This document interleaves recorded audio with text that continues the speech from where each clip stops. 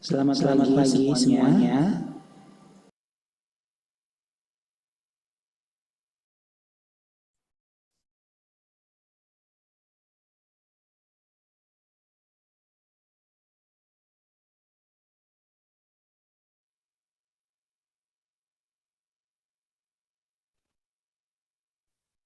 Selamat pagi para peserta webinar pada pagi hari ini. 10 menit lagi acara akan segera kita mulai. Jadi kita berharap kepada seluruh rekan-rekan partisipan ataupun peserta webinar internasional pada hari ini untuk bersiap-siap mencari tempat dan mencari situasi lingkungan yang kondusif agar mendengarkan materi kita hari ini dengan optimal.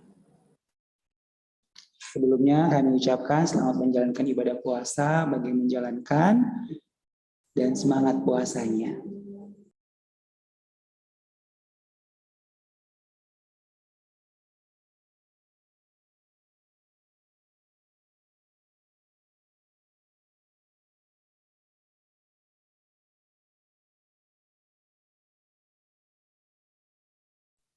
Ya, sekali lagi kami sampaikan kepada seluruh peserta webinar internasional pada pagi hari ini, selamat menjalankan ibadah puasa dan semangat untuk mendapatkan materi-materi yang sangat luar biasa pada hari ini, pastinya bersama narasumber-narasumber yang sangat luar biasa.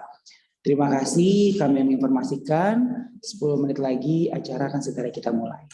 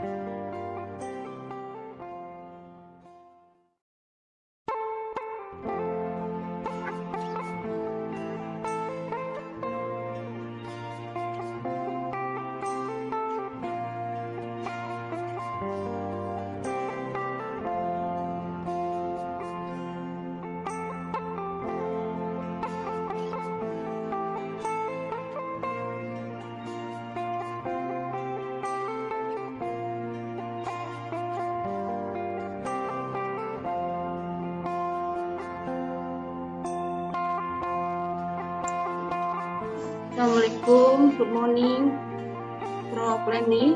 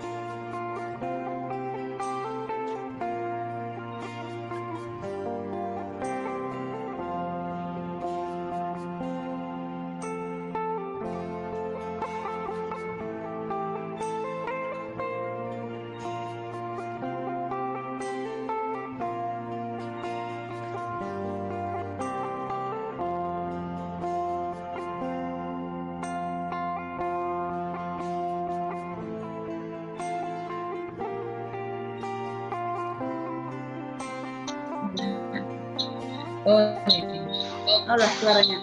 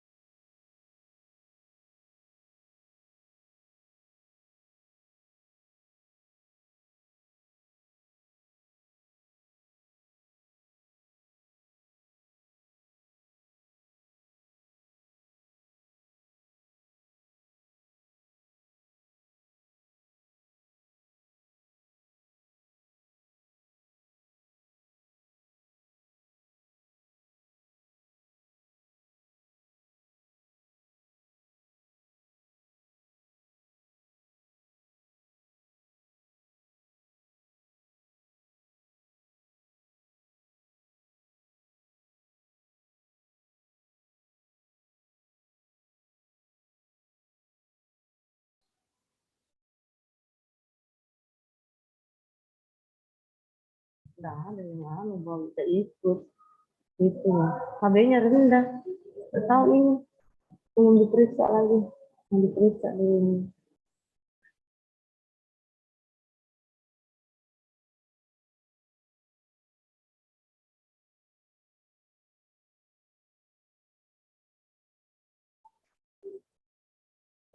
Orang masih siapa yang mau ikut kalau dulu itu. Tanjung.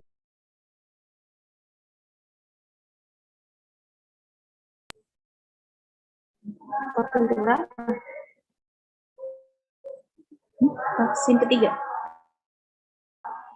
sama anak-anak.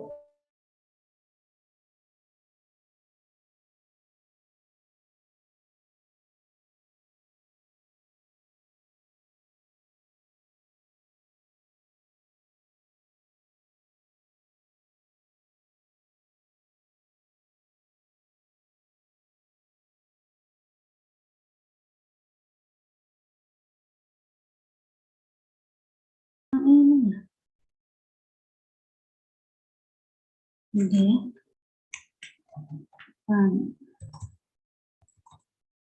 ikan.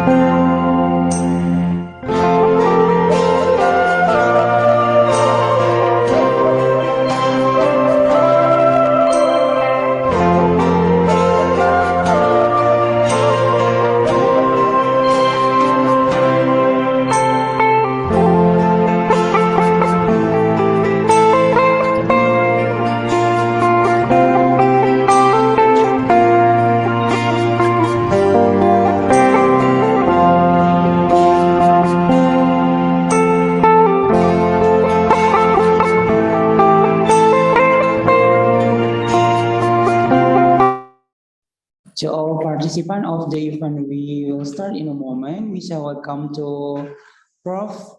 Leni. Good morning, Prof.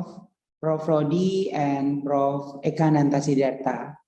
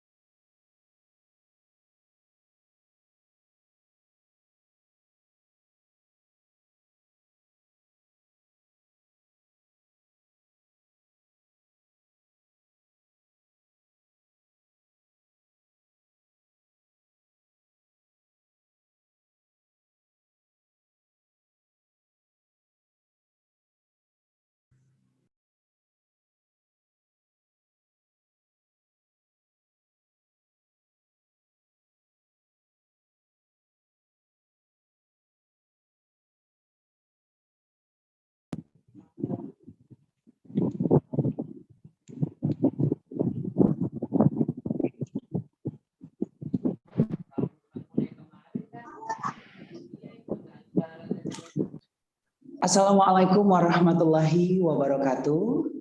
Good morning, ladies and gentlemen. My name is Hendro Ardi Pratama. It's a wonderful and fresh chance for us to be your master of ceremony in this beautiful morning, our big event, International Webinar Midwifery 20 and 22, Integrative Approach of Diabetes Mellitus, Institute of Health, Technology, and Science Wiyata Husada, Samarinda.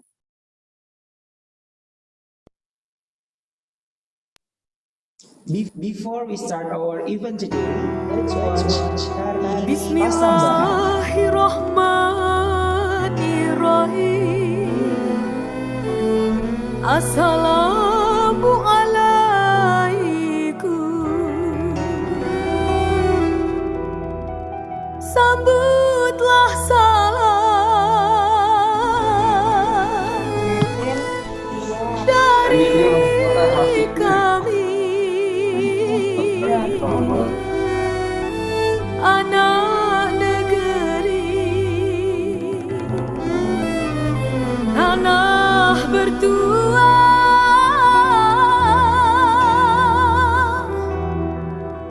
bernaung di bawah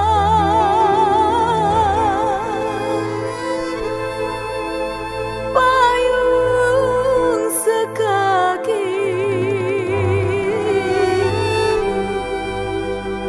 sebagai tanda hati nan putih. Sambutlah salam dari kami, anak negeri tanah bertua, bernaung di bawah payung sekaki, sebagai tanda hati nan putih. Sambutlah salam dari kami, anak negeri tanah bertua, bernaung di bawah payung sekaki,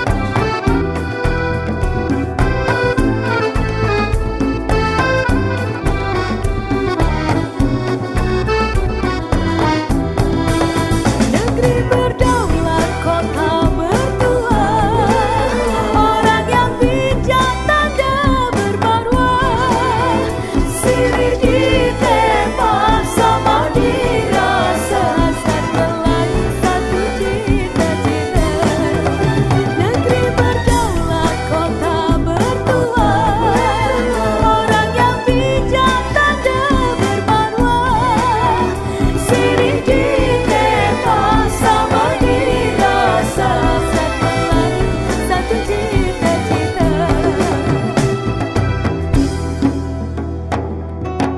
Alhamdulillah, kita syukurkan,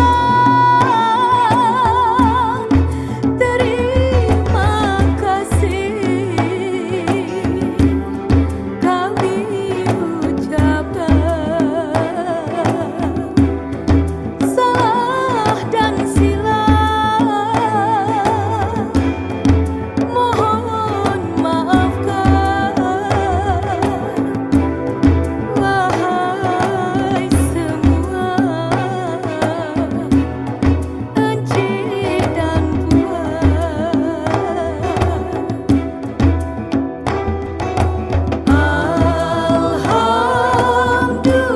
Alhamdulillah, kita syukurkan, terima kasih kami ucapkan. Salah dan silap mohon maafkan, wahai semua encik dan puan.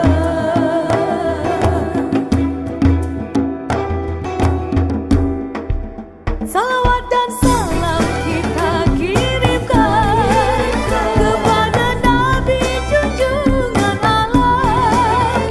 Salawat dan salam kita kirimkan kepada Nabi junjungan alam. Allahumma sholli ala Sayyidina Muhammad wa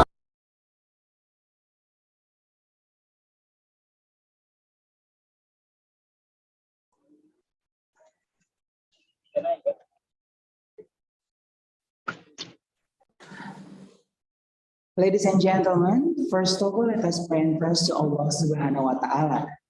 Because of His blessing and mercy, we can come together without any obstacle here in healthy condition, in international webinar, midwifery 20 and 22.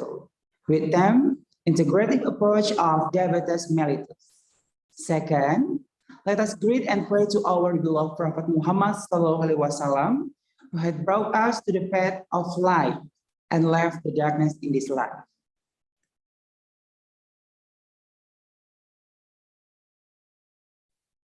The Honorable Chairman of the Foundation Wiata Husada Samarinda, Mr. Mujito Hadi, Master of Management. The Honorable Rector Institute of Health, Technology, and Science Wiata Husada Samarinda, Associate Professor Dr. Eka Ananta Sidarta, CA, CFRI.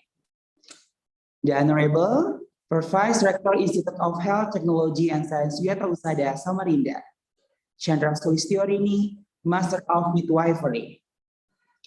The Honorable Second Vice Rector Institute of Health, Technology, and Science Wiata Husada Samarinda, Nurse Christian Damanik, Master of Nursing.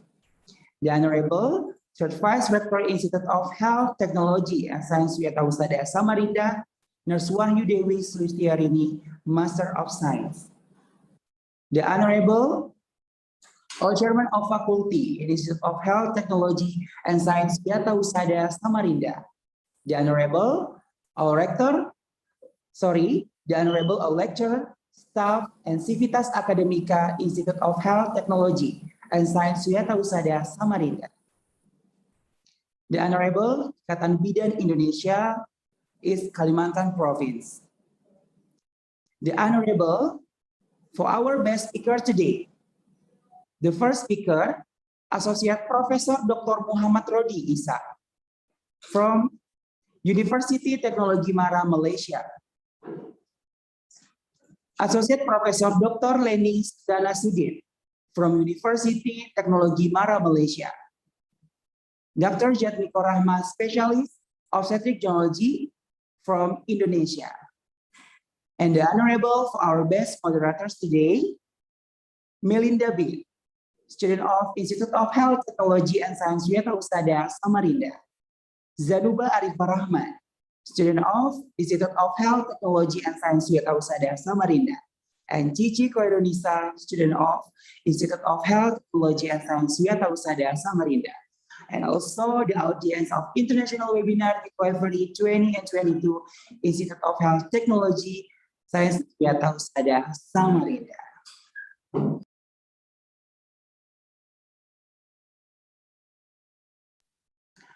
Ladies and gentlemen, before we come to the main session, let's start this by praying first.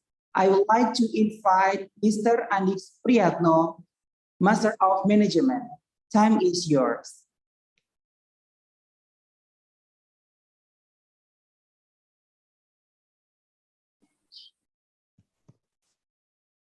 Okay, thank you very much, Hendra. Okay, Assalamualaikum warahmatullahi wabarakatuh. Waalaikumsalam. Waalaikumsalam warahmatullahi wabarakatuh. Good morning, ladies and gentlemen, and all of participants.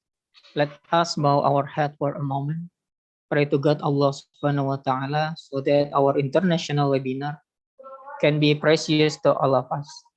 I will lead this prayer based on the teaching of Islam, and those who are not Muslim, you are. A'udzu billahi minasyaitonir rajim. Bismillahirrahmanirrahim. Alhamdulillahirabbil alamin. Assalatu wassalamu ala asrofil anbiya'i wal mursalin sayyidina wa maulana Muhammadin wa ala alihi wa sahbihi ajma'in. Hamdan syakirin, hamdan na'imin. Hamdan yuwafi ni'amahu wa yukafi mazida. Ya Rabbana lakal hamdu ma yanbaghi li jalali wal karimi wa adimi sultani.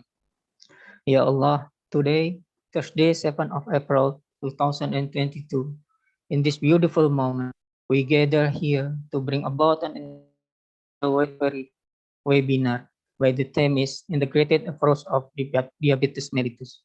Make this international webinar is a useful science assembly as a medium of sharing useful ideas, knowledge, and experiences of scholars, researchers, and students of various disciplines.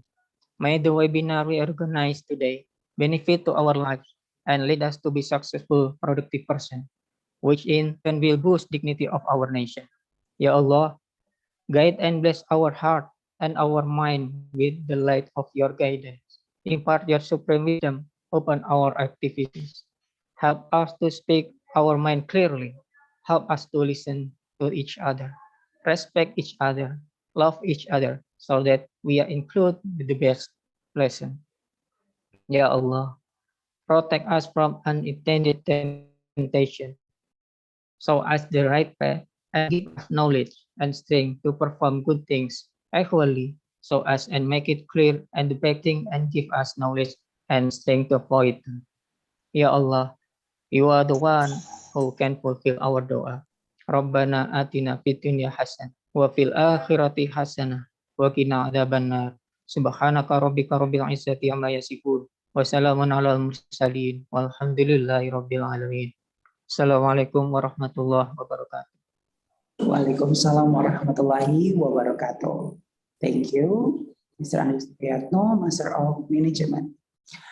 Ladies and gentlemen, on this next occasion, let me deliver the structure of the event today as follows. First, opening. Second, sing Indonesian National Anthem and Mars Institute of Health, Technology and Science, Wiyata Samarinda. Third, the speech from Rector Institute of Health, Technology and Science, Wiyata Samarinda. Fourth, the speech from Chairman of the Foundation Wiyata Samarinda. Fifth, main of international webinar session. Sixth, the question and answer or discussion session. 7, closing. Ladies and gentlemen, let's reopen this event by saying Basmalah. Bismillahirrahmanirrahim. Next, Indonesian National Anthem and Mars Institute of Health, Technology and Science, Wiyata Samarinda.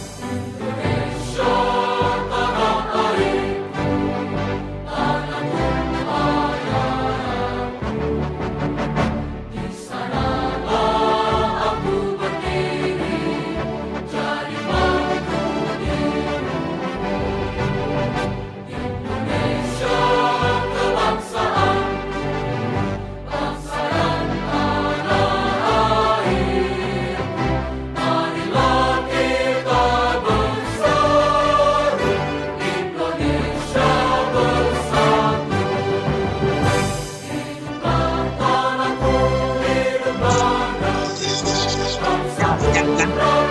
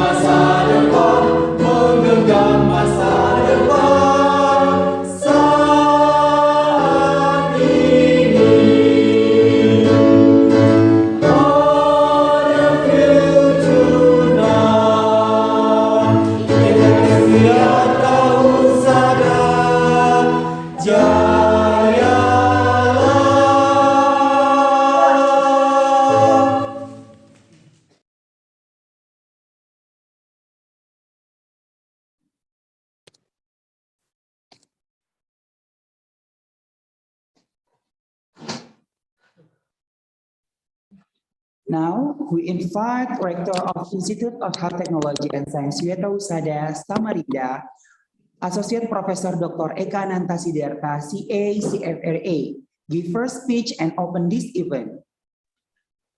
Halo, Mister. Sorry. Halo, Prof. Ya. Okay, Assalamualaikum. Yours.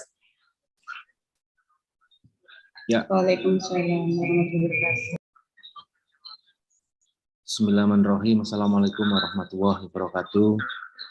Waalaikumsalam warahmatullahi wabarakatuh. The Honorable Associate Professor Dr. Leni Susana Sudin from UITM. The Honorable Associate Professor Dr. Muhammad Rodi Isa from UITM. And Dr. Jatmiko Rahmat, SPUG from Abdul Rifai Brau Hospital. Firstly, allow me to speak in Bahasa. Bismillahirrahmanirrahim. Pada yang terhormat para pemateri, Associate Profesor Dr. Leni Susana Sudin, Associate Profesor Dr. Muhammad Rodi Isa, dan Dr. Jatmiko Rahmat dari Rumah Sakit Abdul Rifai.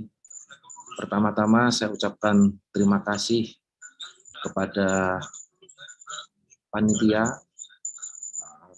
atau organizing committee, Ibu Hestri sebagai Ketua Program Studi Kebidanan, dan juga Ibu Tuti sebagai Ketua Lembaga Penelitian dan Pengabdian, dan panitia lainnya atas kerja kerasnya sehingga kegiatan internasional midwifery seminar dengan spesial topik diabetes mellitus dapat terselenggara dengan baik.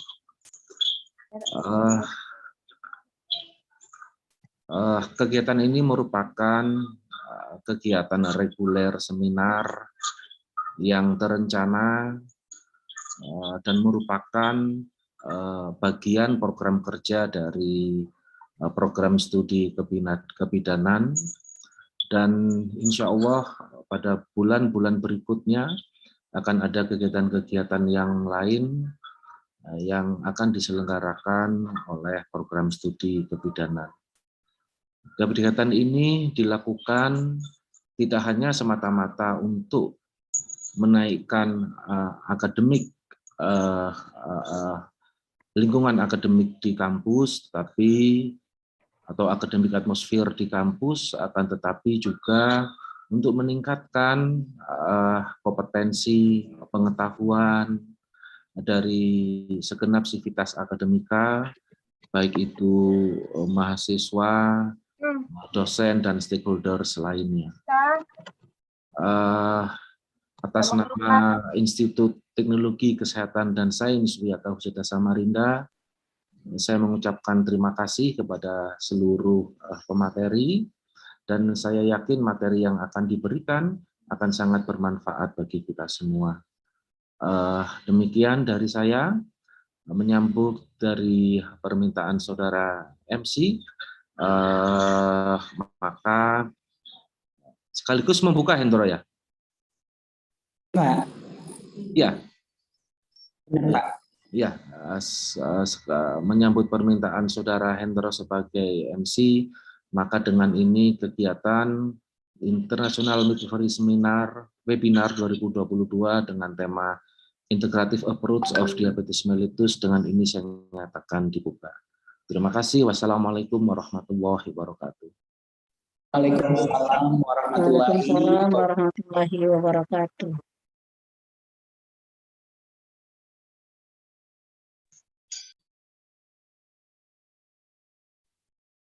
Well, ladies and gentlemen, and then next one is speech from Chairman of the Foundation Wiatausaha Samarinda, which will be represented by Dr. Rivinia Bregita Jimmy Saputri. Time is yours. Thank you for the opportunity. Bismillahirrahmanirrahim. Assalamualaikum warahmatullahi wabarakatuh, and good morning. The Honorable Professor Dr. Leni Susana Sudin, the Honorable Professor Dr. Muhammad Rodi Isa, and also Dr. Jatmiko Rahmat, Specialist Obstetrics Gynecology from Brown Hospital. So today I would like to say thank you for all the participants that already attend this webinar. And also I would like to say congratulations for the committee of this webinar to success held this midwifery webinar 2022. And I would like to greeting the Honorable Rector of Institute Technology of Science and Health Wiatausaha Foundation, Professor Dr. Eka Ananta, and also all the leaders.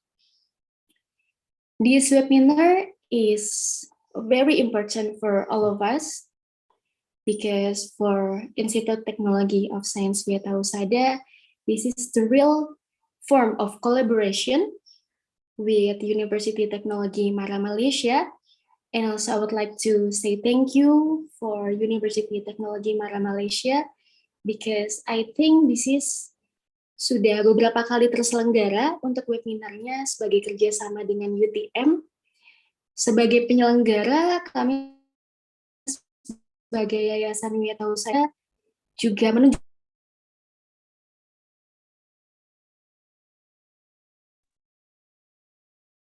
menghasilkan lebih banyak lagi didikan-didikan yang luar biasa dengan sharing ilmu pengetahuan seperti ini. Keduanya bahwa kenapa saya katakan this is a very important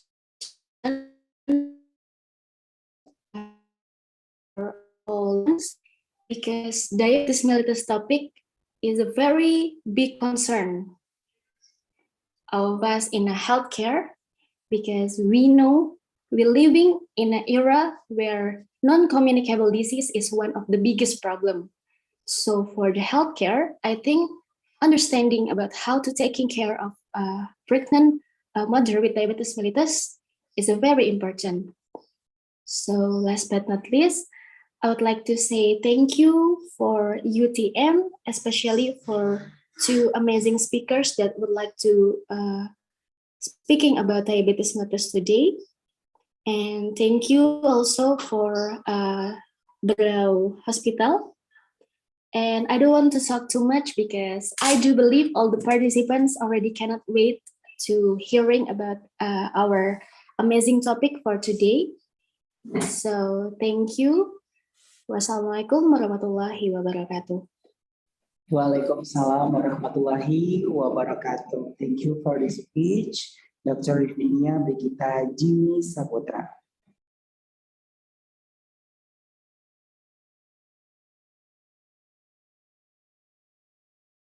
Ladies and gentlemen, next we move the documentation session. Let's we take a picture together. Please open your camera. Kepada seluruh partisipan dan kepada seluruh para pimpinan dan narasumber, dimohon untuk mengaktifkan kameranya. Kita akan melakukan sesi dokumentasi terlebih dahulu sebelum kita memulai prosesi webinar internasional kita pada hari ini. Kami persilakan kepada seluruh partisipan untuk mengaktifkan kamera.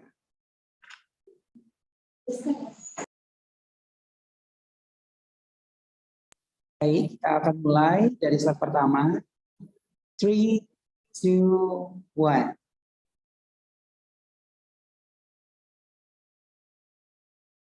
Slide berikutnya. 3, 2, 1.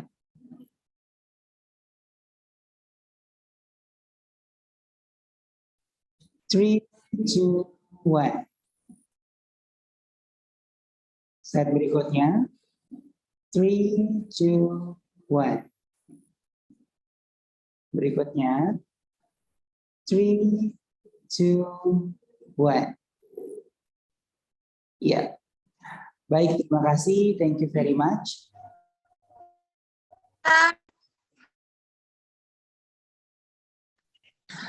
Now we come to the main point of international webinar today. The first speaker from Associate Professor Dr. Muhammad Rodi Isa from University Technology Mara, Malaysia. This discussion will be hosted by our moderator, Mellitus, from student of Institute of Health, Technology and Science, Wiatausadaya, Samarinda.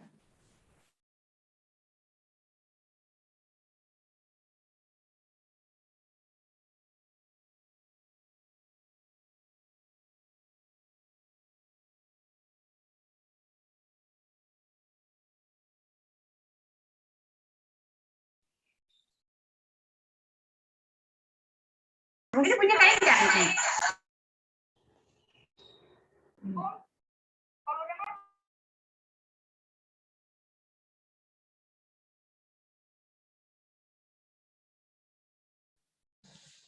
Okay, thank you so much for our MC today, and for giving me permission to be moderator for the first speaker at International Midwifery Webinar 2020. The topic from Associate Professor Dr. Muhammad Rodi Isa, Diabetes mellitus Epidemiology, and Burden of Disease. With due all respect, Chairman of the Wiyata Husada Foundation, Director of the Institute of Technology and Science Wiyata Husada Samarinda, all beloved lecturers, speakers, committees, and especially I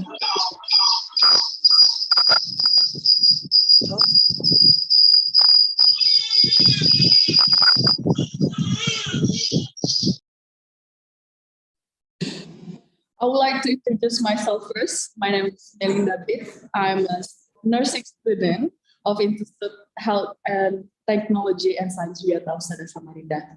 As a moderator, I will guide the discussion on the topic diabetes mellitus, epidemiology, and burden of disease. Before we get into the topic of discussion, first I will read the curriculum vitae of our first speaker today. Please welcome Associate Professor Dr. Muhammad Rodi Isa. Professor, can you hear my voice? Yes, Mr. Chairman. Thank you.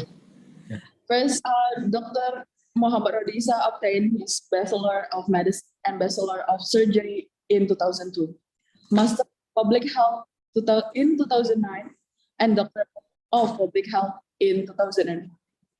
From University of Malaya and Diploma in Applied Parasitology and Entomology from South Asia, Ministry of Education Organization in Tropical Medicine, Malaysia in 2006.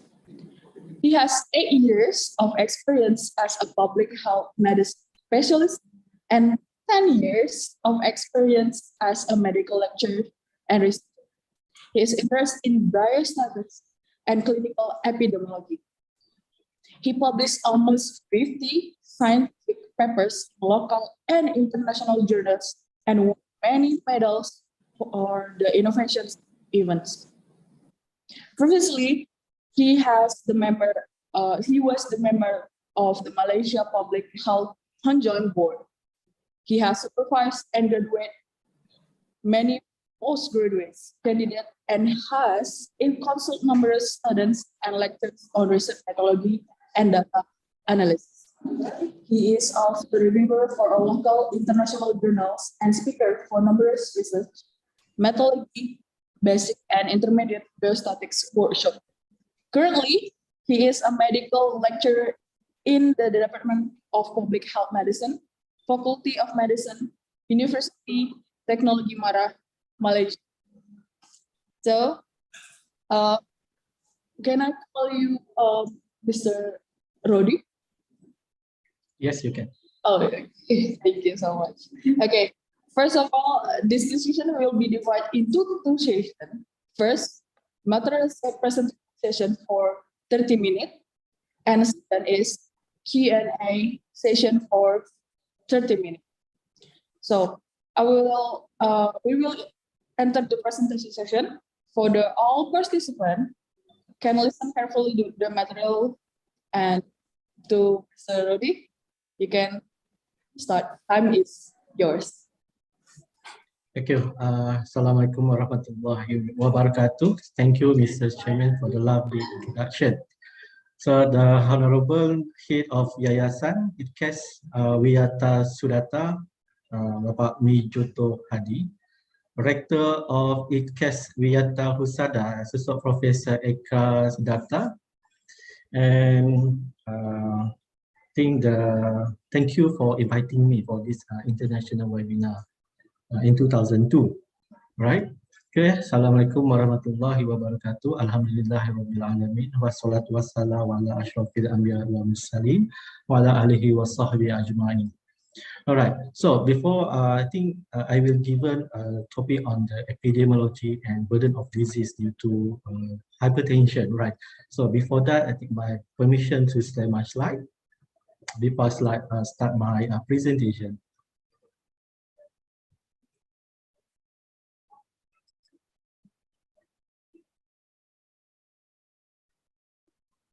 Right, this is the my slide, the things that I want to share with all of you for this webinar. Right. So diabetes mellitus is a major health issue that has reached a alarming level. Today, more than 500 million people are living with diabetes worldwide. And diabetes is a chronic disease that occurs either when the pancreas does not produce enough insulin or when the body cannot effectively use the insulin it produces. And what is the insulin? Insulin is the hormone required for the cells to use blood sugar for energy, and it regulates normal glucose level in the bloodstream. And diabetes mellitus is a complex chronic metabolic disease categorized by the high fasting blood sugar, or we call it hyperglycemia. So hyperglycemia is the common effect of uncontrolled diabetes over time, leads to serious damage to many body systems, especially to the nerve and blood vessels. Diabetes mellitus can lead to multi-system complications that can be divided into two.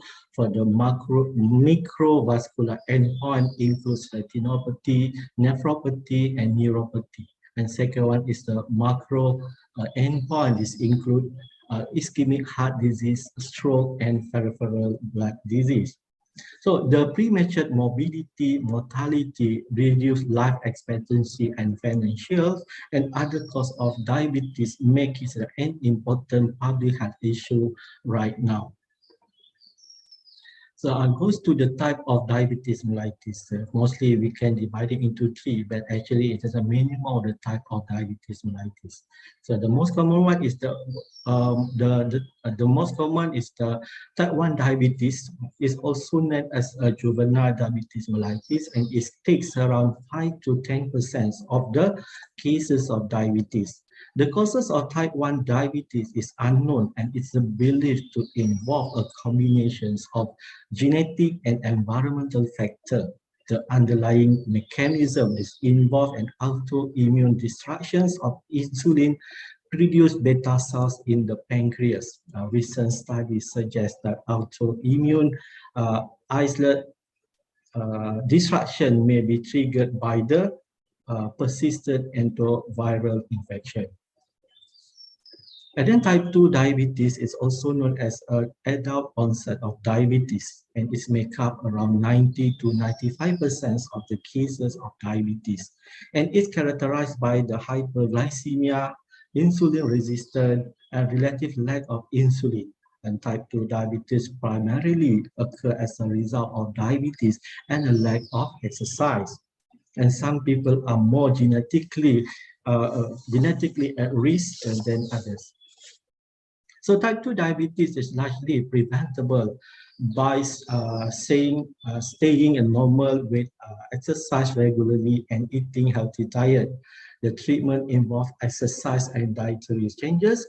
However, if blood sugar cannot be controlled, the anti-diabetic medication is typically recommended, and some of the people may eventually need insulin injection. For the third one is the gestational diabetes mellitus, or GDM. GDM developed in pregnant women who have never had diabetes before, but develop diabetes during pregnancy. So the GDM usually goes after the baby born. However, the mother have increased chance to get the diabetes type 2, will get type 2 diabetes later life. However, for the babies, it could be at a higher risk for the health condition. They're more likely to have obesity as a child or teen, and more likely to develop type 2 diabetes later in life. Okay, next I'm talking about the epidemiology of diabetes mellitus worldwide. So prevalence for diabetes mellitus has been rise more rapidly in the low and middle income country than high-income country. In 2019, diabetes mellitus was the ninth leading cause of death and was estimated 1.5 million people died directly due to diabetes mellitus. So in the worldwide, the number of adults in diabetes is predicted to in 2021 is predicted with 537 million people live with diabetes. and is predicted rise to 783 million in 2014. It will increase around 46%. In the North America and Caribbean, it's estimated around 51 million people living with diabetes, and it is predicted to increase to 63 million in 2014, which is increased around 24%. In the South and Central America, it was estimated 32 million people living with diabetes, and is predicted to increase by 49 million in 2045, which is increased around 50%. Whereas in Europe, it is estimated around 6 million people living with diabetes, and will increase. It is predicted to increase by 69 million by 2025, and it's estimated increase by 13%. In the African continent, it is estimated that 24 million people living with diabetes, and it is predicted to increase by 55 million people in 2014, which is increased by 134%. In the Middle East and North Africa, it is estimated around 73 million people living with diabetes, and is predicted to rise to 136 million in 2014, which is increased by 87%. In Southeast Asia, it is estimated around 90 million people living with diabetes, and is predicted to increase by to 152 million people, which is increased around 68%. And the last, in the Western Pacific region, the number is estimated. This is estimated that around 206 million people living with diabetes. This is predicted to rise to 260 million in 2045. This is increased by 27%. So in 2021, approximately 557 million adults aged 20 to 79 are living with diabetes. This is represent around 10.5% of the world population as this age group.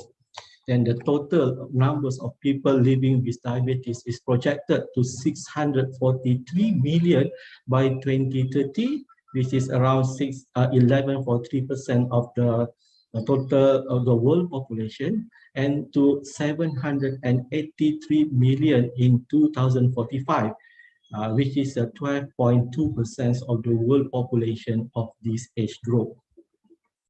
So over 3 in 4 adults in diabetes live in low and lower income country, and it's estimated around 240 million people are living with undiagnosed diabetes worldwide, meaning that almost 1 in 2 adults with diabetes are unaware of have this diabetes mellitus condition. And 90% of people with undiagnosed diabetes are living in low and middle income country.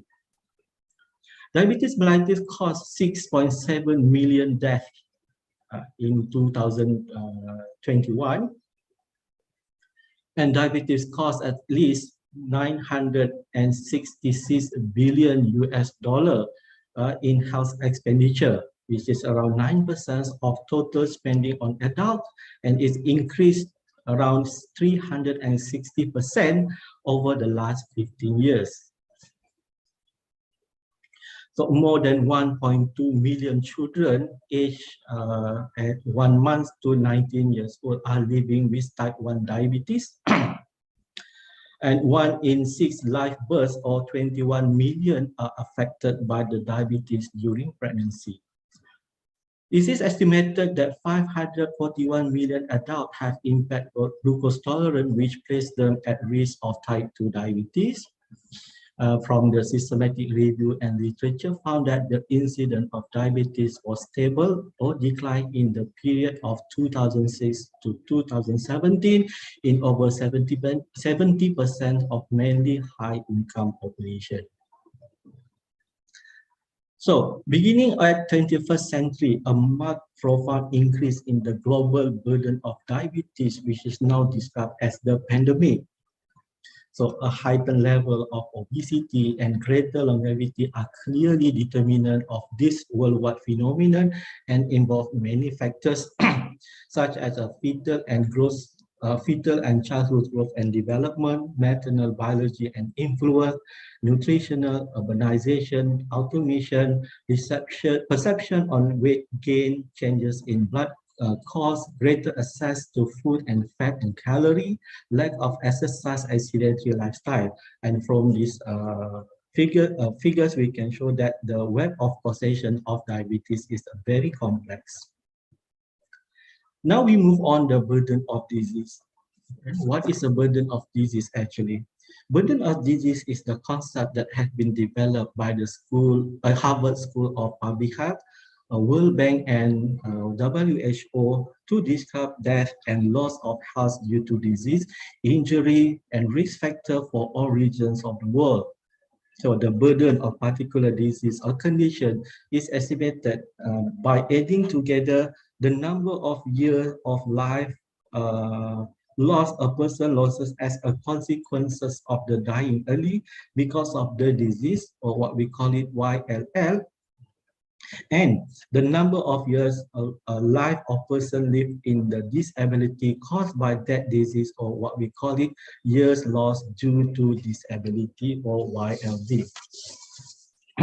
So adding together the years of life lost and years of life live with disability give a single figure estimated of disease burden, what we call it disability adjusted life years, or DALYs.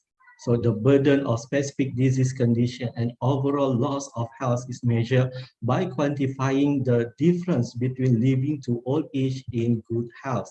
Any deviation from a healthy state may be due to illness, injury, disability, and death. For the years of life loss, or YLL, it represents the burden of fatal disease and injury. The mortality data by age and sex was used to determine YLL for each disease and injury category. The YLL estimate take account in all the deaths that occur in the population during the study period.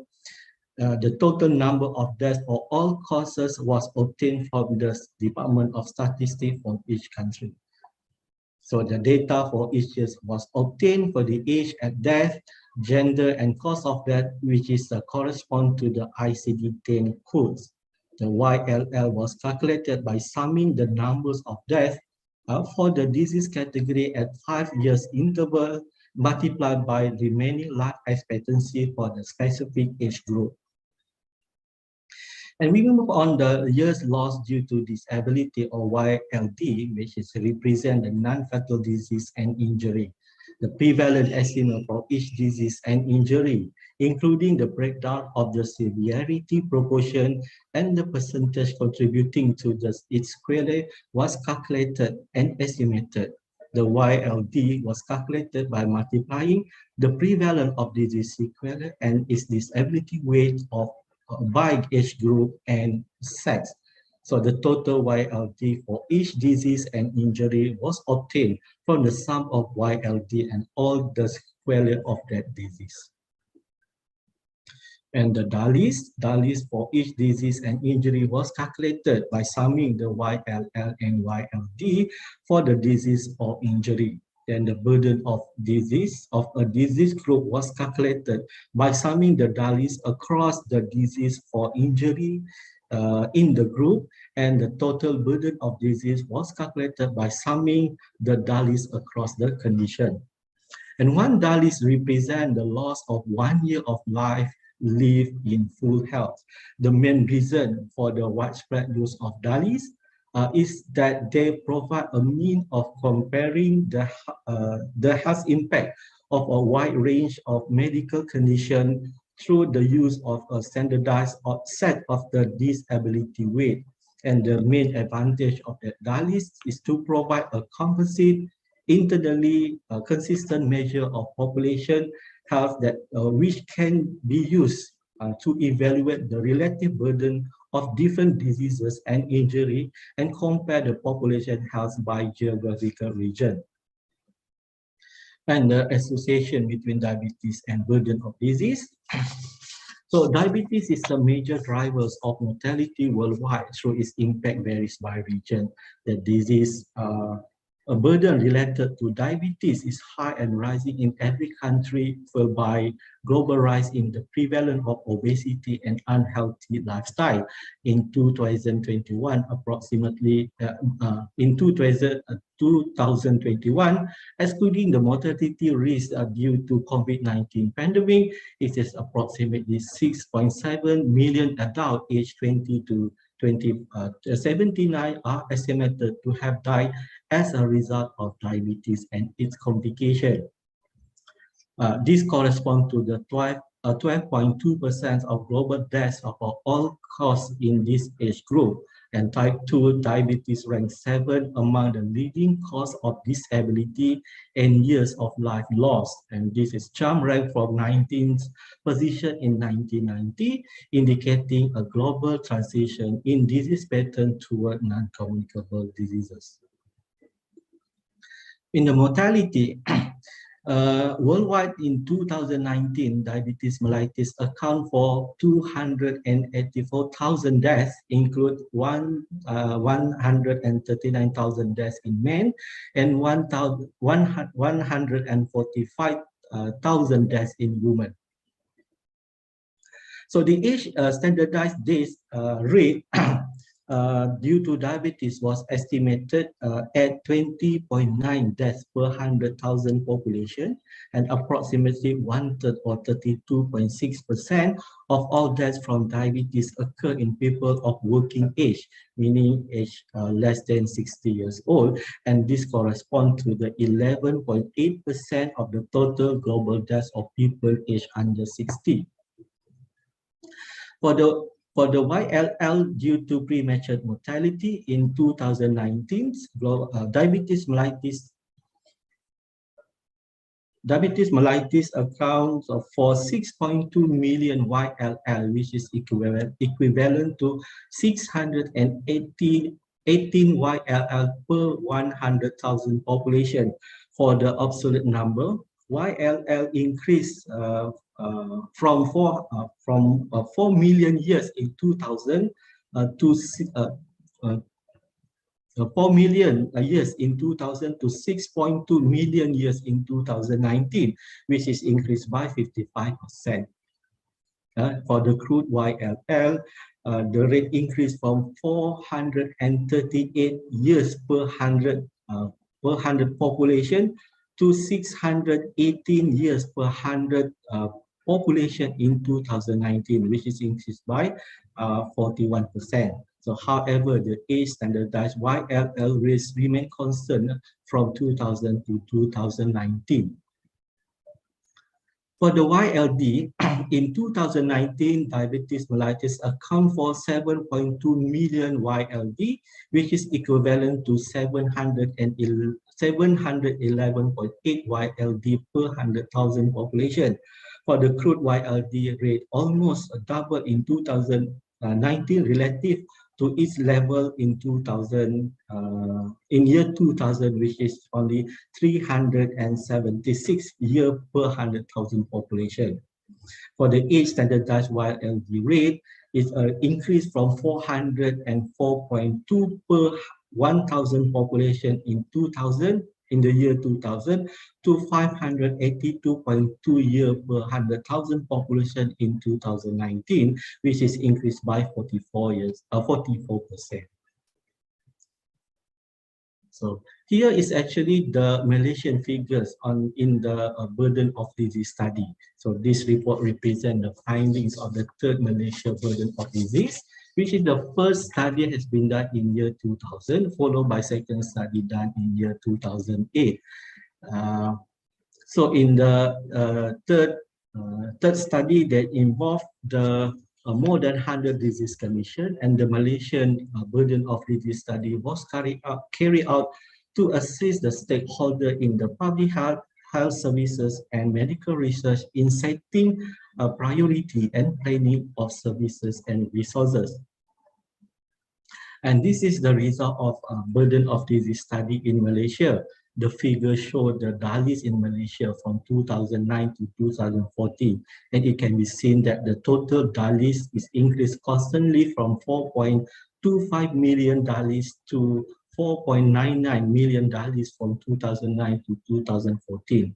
And between this time period, the cardiovascular and circulatory diseases, malignant neoplasm, unintentional injury, and respiratory infection contribute towards the leading cause of fatal disease fatal burden of disease and injury in Malaysia.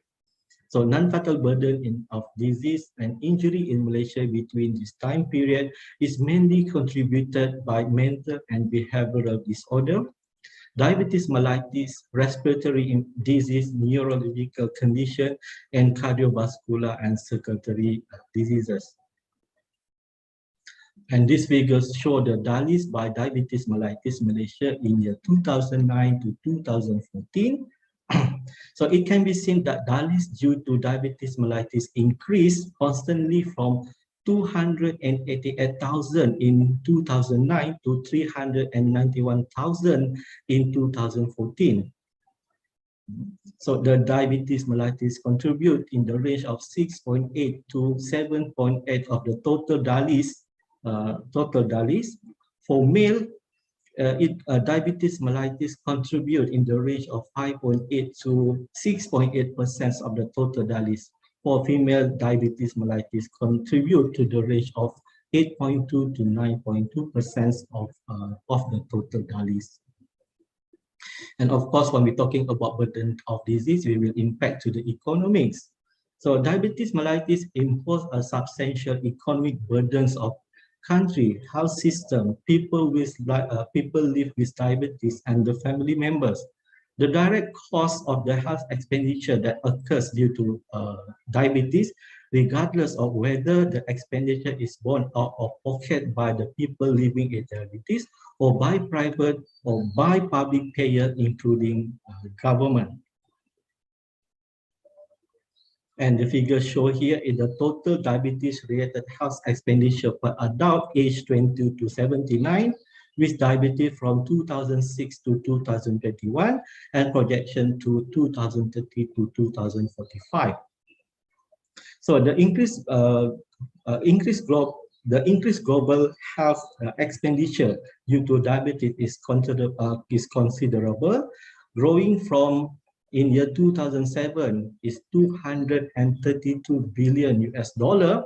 In 2007, the increase to 966 billion US dollar in year 2021, and it increased by 360% in the last 15 years.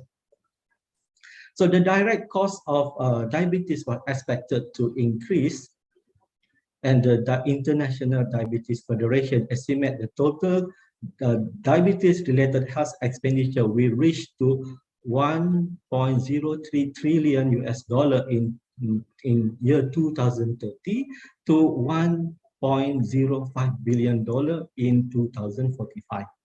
And is an increase of 66.4% and 9.1% compared to the year 2021.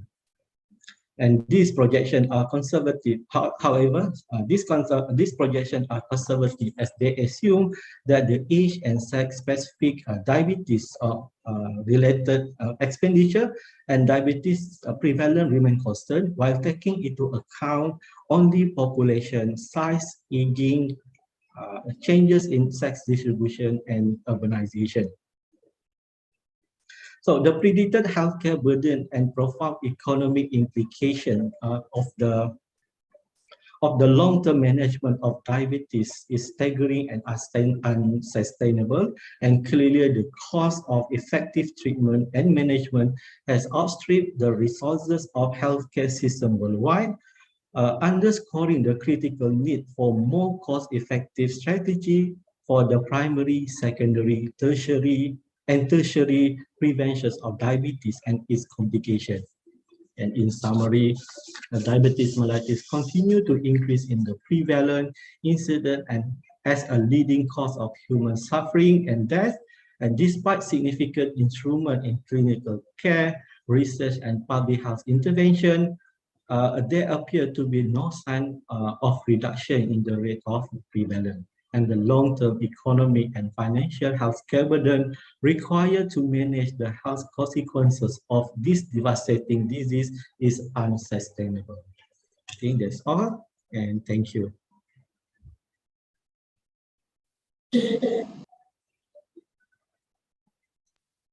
Okay, thank you so much, Dr. Rodi. Yes. Well, it's all about epidemiology, about diabetes mellitus all around the world, but especially in South Asia, right? And okay, we go into our session. This is only 30 minutes.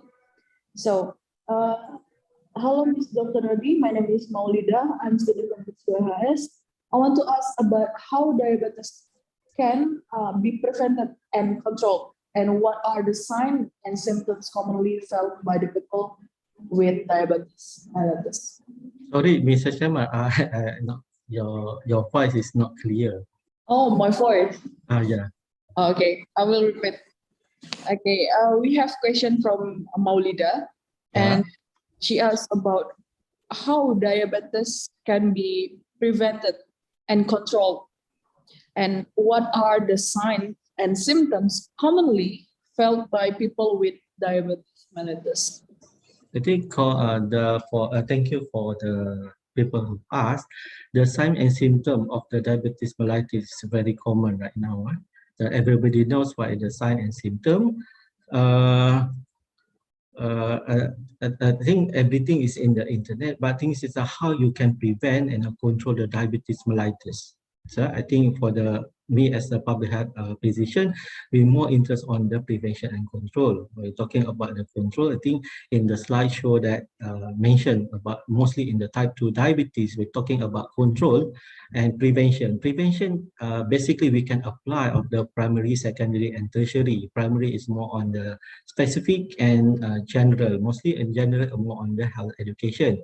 Like said, I think majority of this audience is the midwife, and of course you can give the health education, right? On the health education for the control means that when those people have been diagnosed by the diabetes mellitus, first we can treat them. Mostly we start with the non-pharmacological, like exercise, like a healthy diet. And now it's the fasting month. I think the best way is how to reduce the weight. So if the non-pharmacological fail, then we can start with the medication. I think medication is monitored by the physician, right? With the medication, there are many types of the medication, but it's not just a medication. This is not the correct way. Just depend on the medication. What with the medication plus the weight reduction, weight exercise, and healthy diet, right? So, and if the medication is failed, then we can start with the insulin injection. I think I'm more interested talking about the control and prevent. That's why in type 2 diabetes is more on the it is a preventable disease, right? I think this is very sad that everybody said, "Oh, I have diabetes because my family got diabetes." Actually, we can't say that because diabetes mellitus is the non-communicable disease that can be prevented. There's so many things that we can prevent the diabetes, right? Okay. I think I answered the question because sign and symptom is a very common right now, very common that you can get from the internet, from the books, very common. But I'm more interested in the control and prevent the diabetes mellitus. So for Maulida, it's all about exercise for the preventive, like exercise and healthy diet, and of course, exercise, healthy diet, yeah, weight reduction. and we can found it on the internet about the prevented and control about diabetes. They have been written in the many books, and internet will show everything.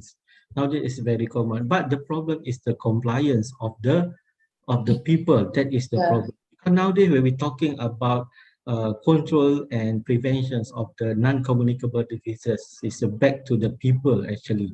Because how they comply with the what have been written in the books. They knows already, but the thing is, the problem is the behavior. Yeah, the behavior. That's why the most important nowadays is the behavioral intervention of the people. Behavior, that's very important, but it's very difficult to comply. That is the problem. That's the problem. That is the behavior, change your behavior. Yeah. Right. Okay. Thank you so much for the answer. Okay. So we move to the next question that we have at the Zoom. Okay. From Akila, I want to ask about how long someone who had diabetes can survive in an emergency situation without insulin shot.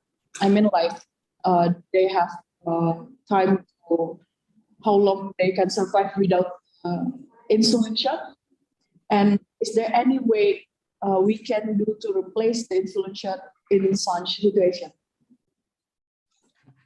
Sorry, I'm not here very clear. Sorry, Mrs. Chairman. Oh wait. Okay. How long someone who had diabetes can survive in an emergency situation without the insulin shot? Is there any way we can replace the insulin shot in this situation? Okay, how long they can survive actually depend on the severity of the diabetes mellitus itself. I think this question is more suitable for the physician, because I am the public health physician. I'm not the medical physician. Right. In order to take how long they can survive, actually the physicians most suitable. They are the most suitable person who can answer this kind of question. Right. In terms of the severity, it's dependent, because the management of diabetes mellitus is not simply that give the medication and insulin, but it's depend on the how the blood glucose is controlled by the patient itself. Right. It depends on the how good they are. Actually, they need to.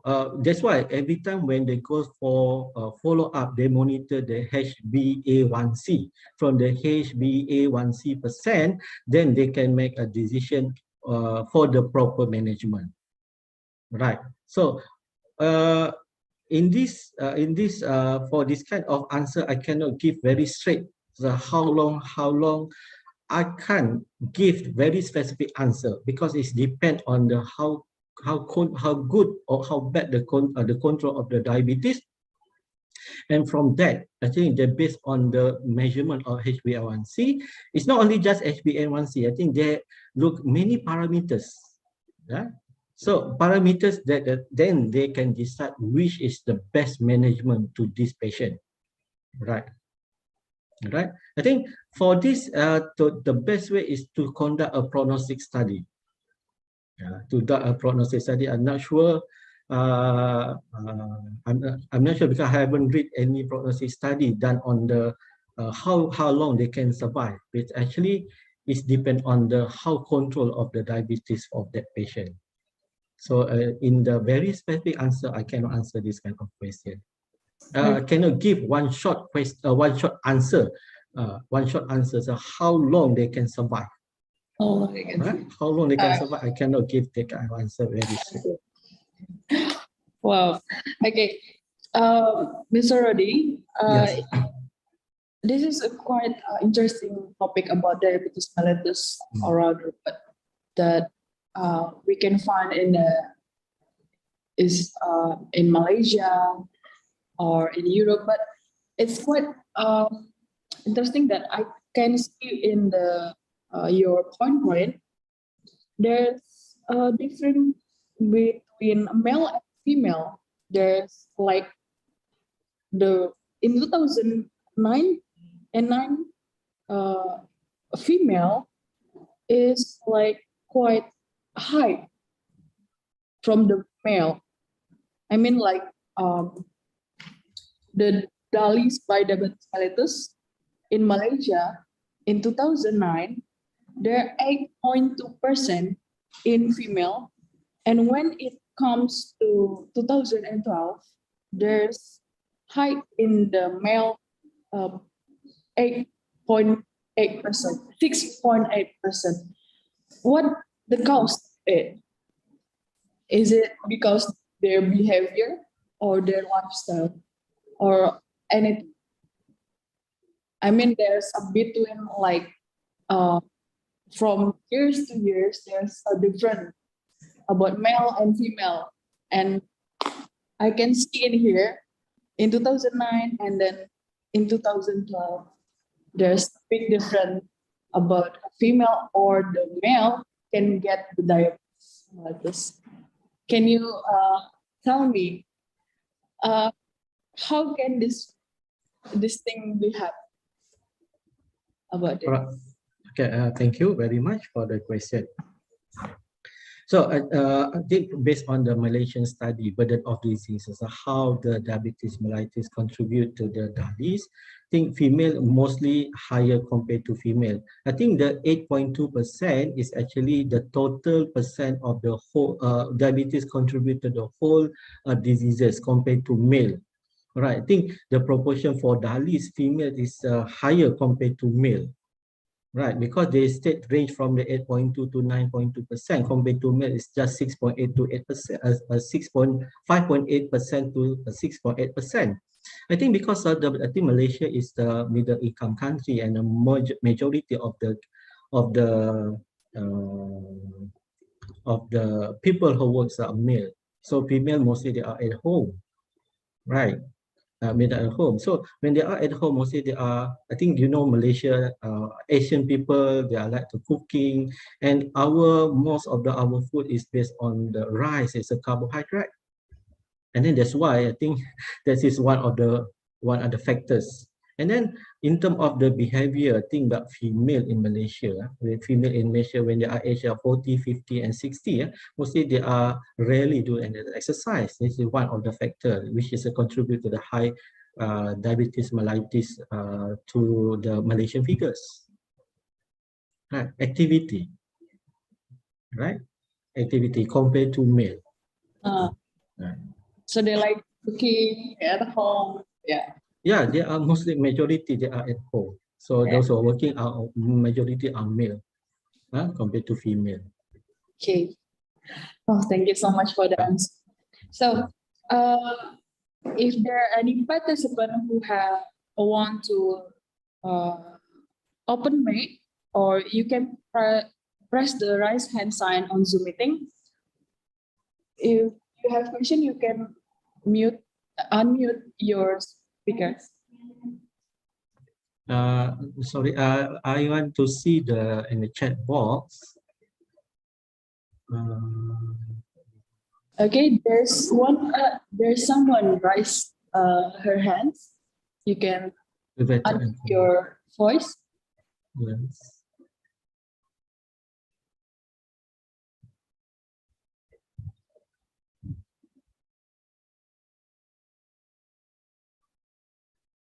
Okay, emergency situation without insulin shot. I think those who have the insulin, they must continue the insulin. When they stop the insulin, and then they get problem. Right, mostly with those who start with when they start with the insulin, they cannot stop. I don't think that they can survive without insulin shot. Right.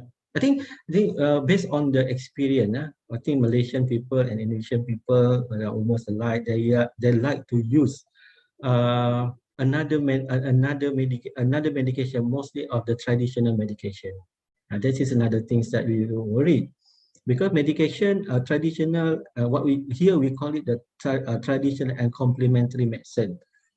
Right, they try to replace the insulin with this medication, and to use this medication, actually, I think Ministry of Health, mostly they are not suggested of this complementary and traditional and complementary medicine, or TCM. But they encourage a combination of traditional TCM and modern medicine.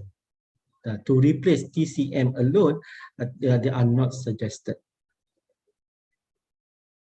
Then is okay, I want to ask about, in case of diabetes mellitus, which is inherited from offspring from parent, how to anticipate and prevent the child from continue suffer from diabetes mellitus? Here, inherited. Okay, some studies say yes, diabetes mellitus is inherited, but sometimes it's very difficult, very difficult to say that they're inherited, because most studies say that this is the non-communicable diseases that can be prevented. So if the disease that can be prevented, why you not prevent first before you get that disease? Because this is very wrong concept. Say that, oh, I have diabetes because my father got diabetes. That is a wrong concept. Because diabetes is clearly research. Many research have been done that say that diabetes mellitus can be prevented and controlled. How? Exercise, diet, and many more. The problem is the behavior. So to change the behavior is very important. So please don't blame your father, don't blame your mother, father, grandfather. So blame yourself before you blame another person.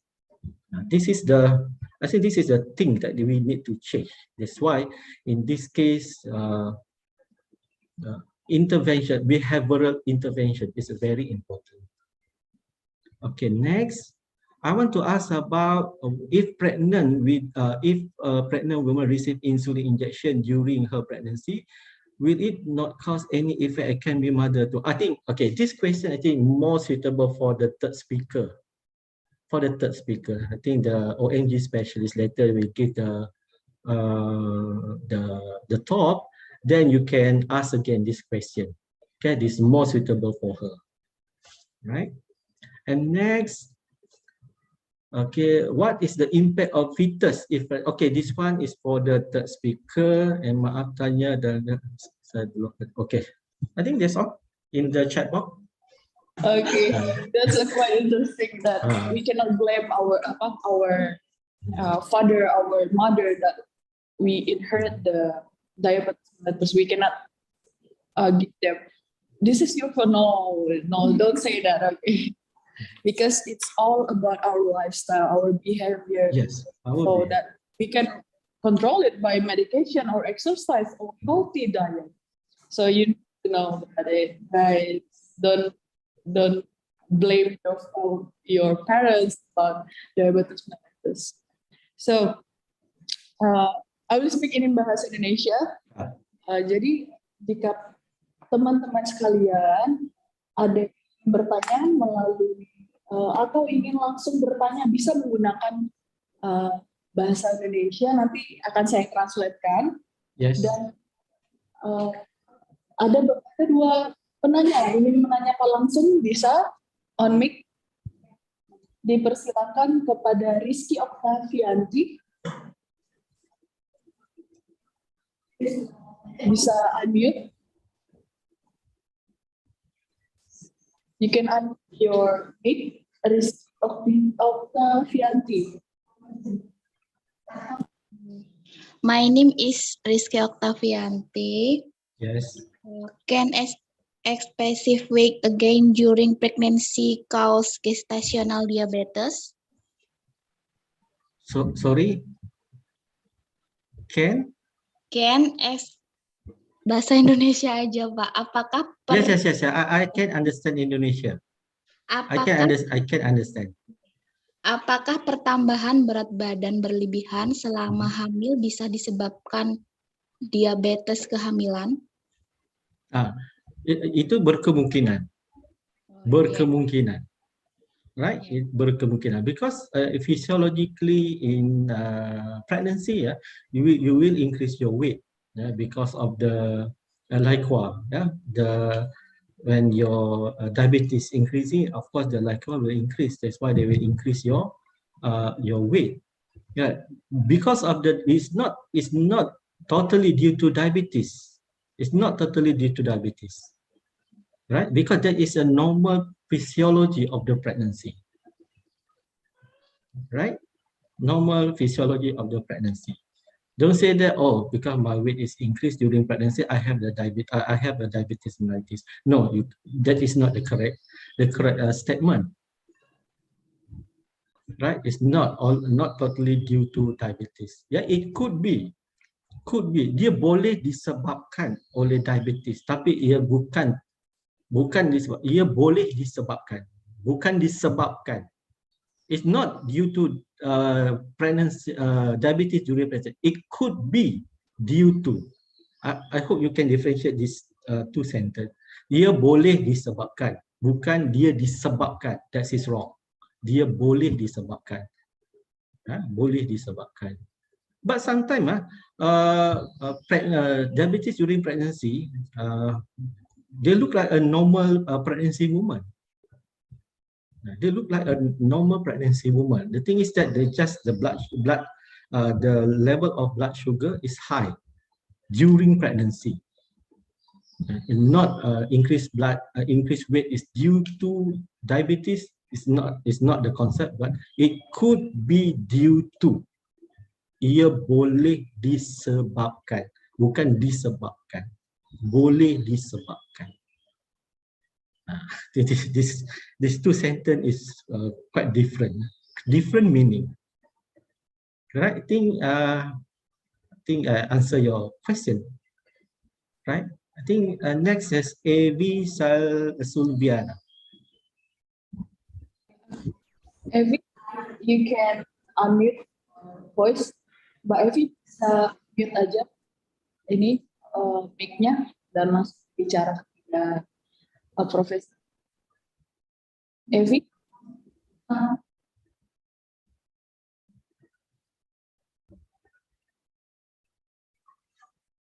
I think most of the question is more on the pathophysiology of the pregnancy in women. I think because of the majority of this audience is the midwife. Right? So actually, I'm not a physician. I'm the public health physician. So public health physician like me, I'm the epidemiologist. I like to say about the epidemiology and the burden of disease. And like my friend, Professor Leni Susanna, is more on the management. She will talking on the role of the how to manage this pregnancy woman with diabetes. I think if you have a question about the pathophysiology of the GDM, I think the third person, I think the specialist, that is the most suitable person you ask. You are the most suitable person you can ask. Right? The thing is that I'm talking about epidemiology, burden of disease, things that the burden, meaning that when you have this, let's say diabetes, they have diabetes during pregnancy. What is the importance of this in terms of healthcare management? And of course, when you are normal pregnancy and compared to the pregnancy with diabetes, the management, the costs are different. Could be those who are diabetes GDM, the cost is more compared to those who are in the normal pregnancy. So who got the money? Yeah, I'm not sure about how the management in Indonesia, how they manage in terms of the management, in terms of the cost, how to manage these people. Not in Malaysia. Mostly Malaysia, everything when they go to the government hospital, most of the time they are free. They are not paying so much money. Yes, they only pay they need to pay, but not so much money they need to spend.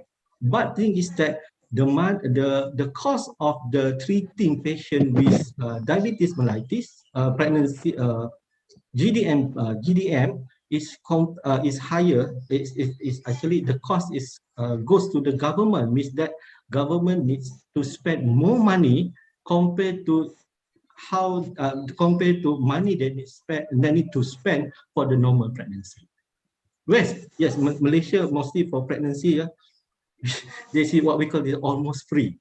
Yeah, almost free means that we only pay for how many days we need to the patient need to stay in the hospital. Even though there are diabetes mellitus and at the end they need for the cesarean. Yes, the cost is cesarean is only about 5,000, 3,000 and 4,000. But since they are Malaysian, mostly they only pay for how many days they stay in the hospital because of the subsidy. But the thing is that subsidy is subsidy. But the thing is that actually the cost of the treating patient goes back to the government. Means that government must one patient, any two patients, how many? Berbahaya. Sorry? No, I think that's one just pressed there. We're just thinking about money we need to spend to treat this patient. Yeah, now everything is money. You know, nowadays it's a COVID-19 pandemic. Now we know how means that government need to make a balance between how many money they need to allocate for treating patient, GDM patient, and treating with other diseases. Yeah, because for the subsidy, then we know people didn't notice how much money they need to spend because everything is covered by the government. But this is how the government get money. That is the things that we need to think. Malaysia is not a rich country like America and UK, but the thing is that it's a good thing that we can give many subsidy to treat of this patient. So what happened if this patient is not treated? What happened to this patient? And then we talk about that's why I'm talking about the morbidity and the mortality. But luckily the MMR, maternal mortality rate in Malaysia is very low because nowadays we encourage people who are pregnant, they go to the hospital for delivery. But this is for the pregnancy woman, we tag them color yellow, color white, yellow, green, and red. If diabetes, mostly they are red tags. So we are not allowed them to deliver at home. They must go to the hospital. So everything in the hospital, even though they come from the low-income country, or nowadays we're talking about B40 group or 40% of the lower income, even though they are short of money, but the thing is that they still get the treatment, meaning that the equality of get the treatment to deliver baby, even though they are short of money, they still get the same privilege. That is the thing. But money is money. Yeah, who spend the money? Government. Everything covered by the government. But I'm not sure how Indonesia setting in Indonesia. Okay, well, that's really interesting and informative from Dr. Rodi. So yes. I will close the Q&A session, and I have the conclusion from this discussion from Mr. Rodi. Diabetes mellitus continues to increase in prevalence, incidence, even and as a leading cause of human suffering and death. So, despite significant investment in clinical care, research, and public health intervention, and there appears to be signs of reduction in rate of disease. So, we hope that our government and our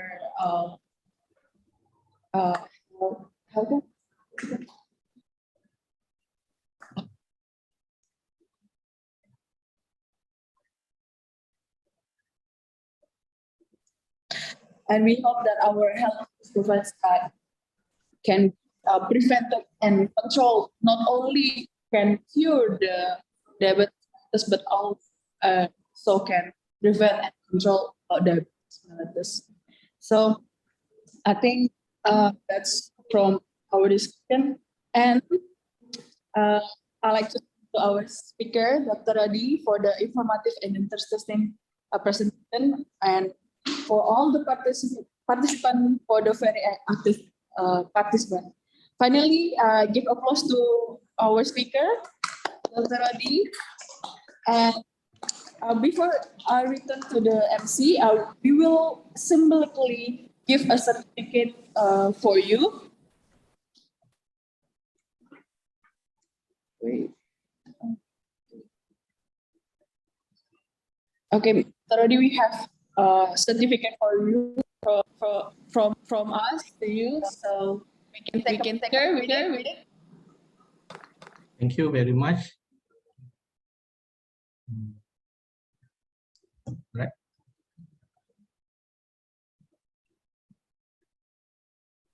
Okay. 1, 2, 3.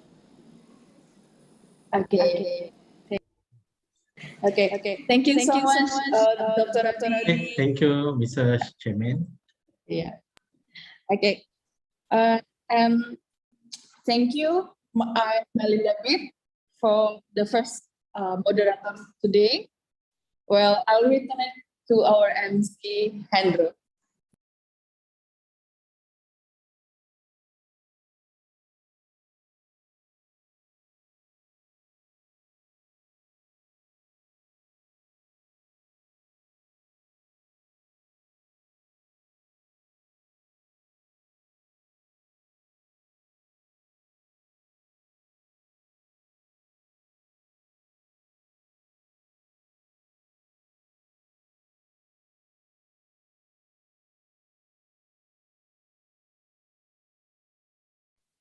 Okay, thanks to our speaker for the invitation and knowledge we have been given to us.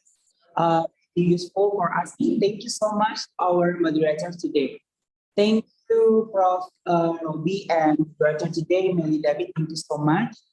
And then second speaker, Associate Professor Dr. Leni Susana-Sudin from University Technology Mara, Malaysia.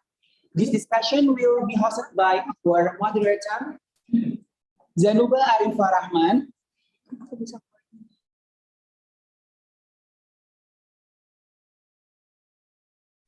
Okay, Zanuba Arifah Rahman is yours.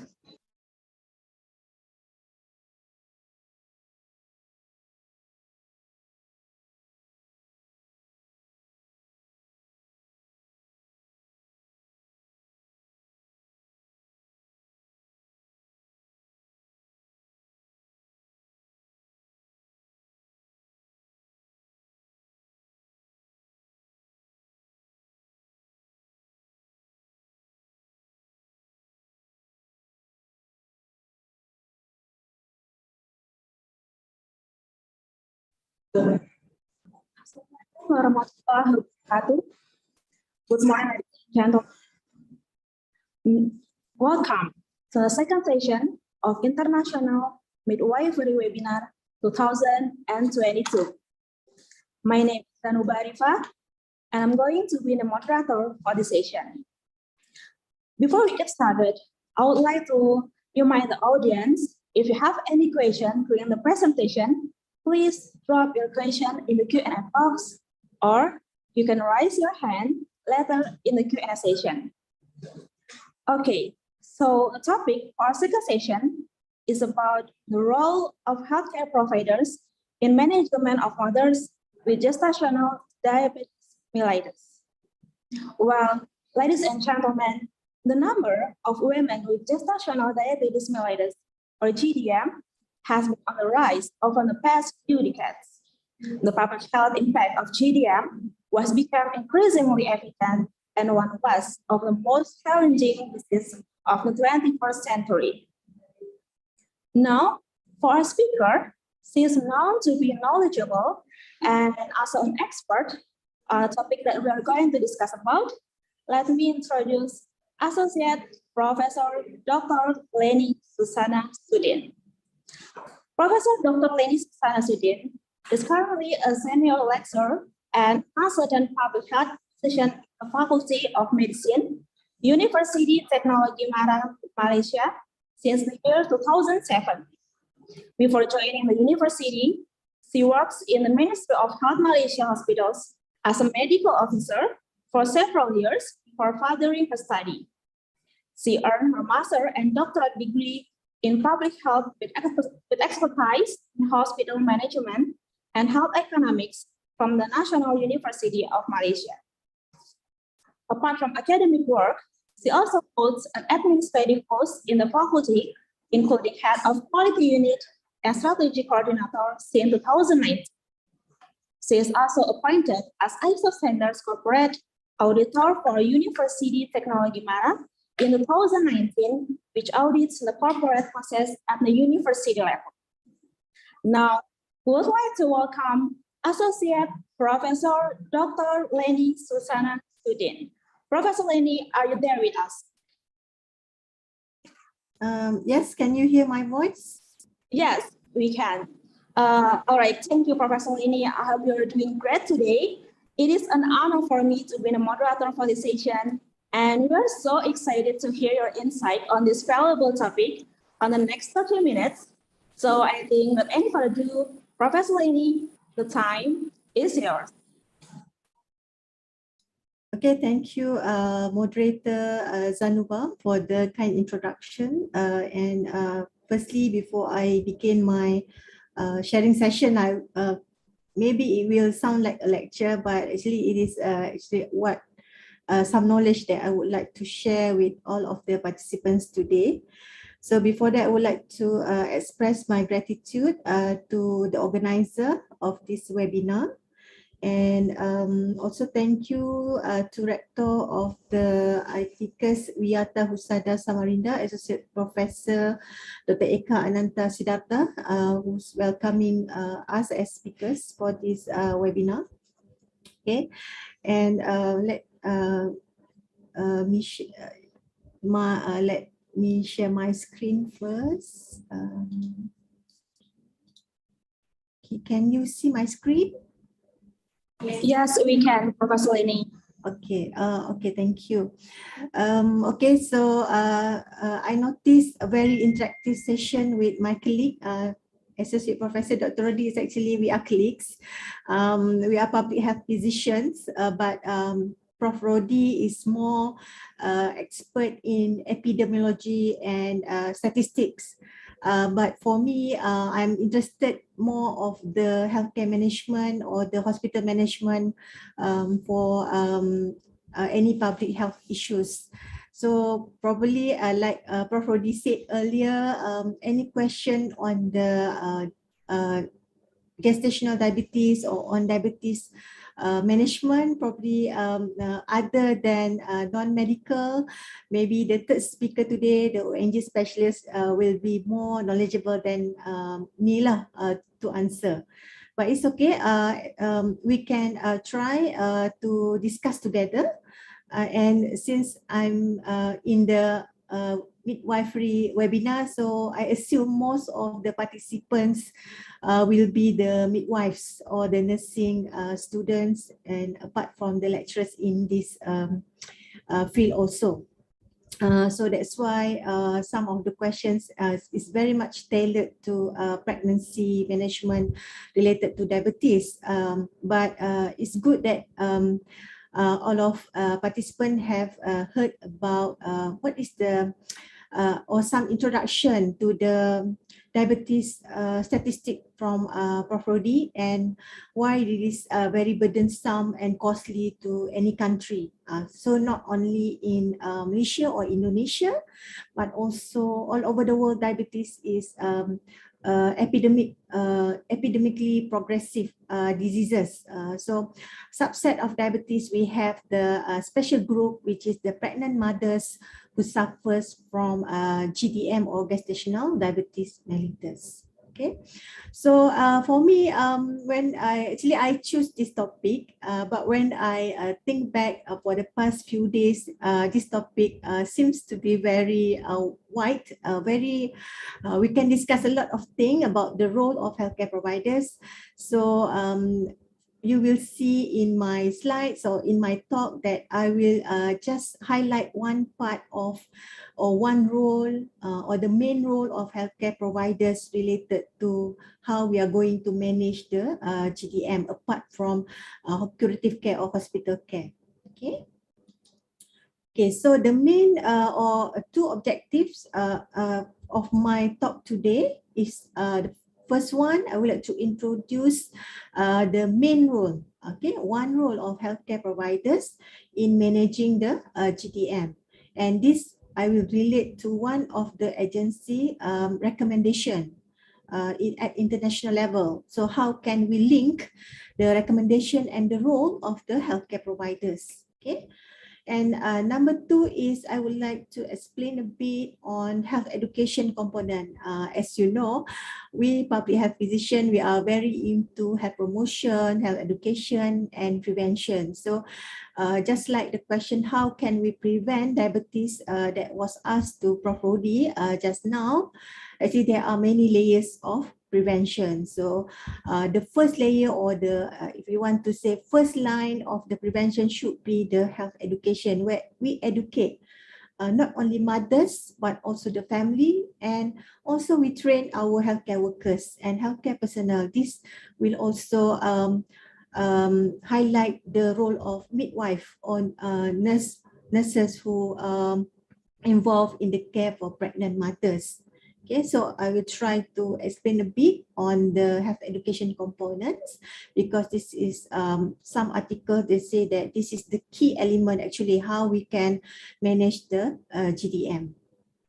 Okay, so before we proceed further, let's look at one of the agencies, or this is actually Figo, International Federation of Gynecology and Obstetrics. I'm sure if you are nursing in or midwifery student, you should have heard about Figo or Figo, okay? Because they are the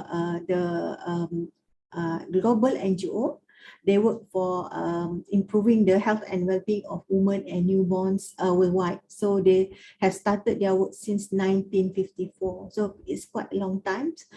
We know that when we talk about diabetes, we have ADCM, we have IDF. So there's so many agencies and World Health Organization are looking into preventing either diabetes itself or the complication, and looking at the special group.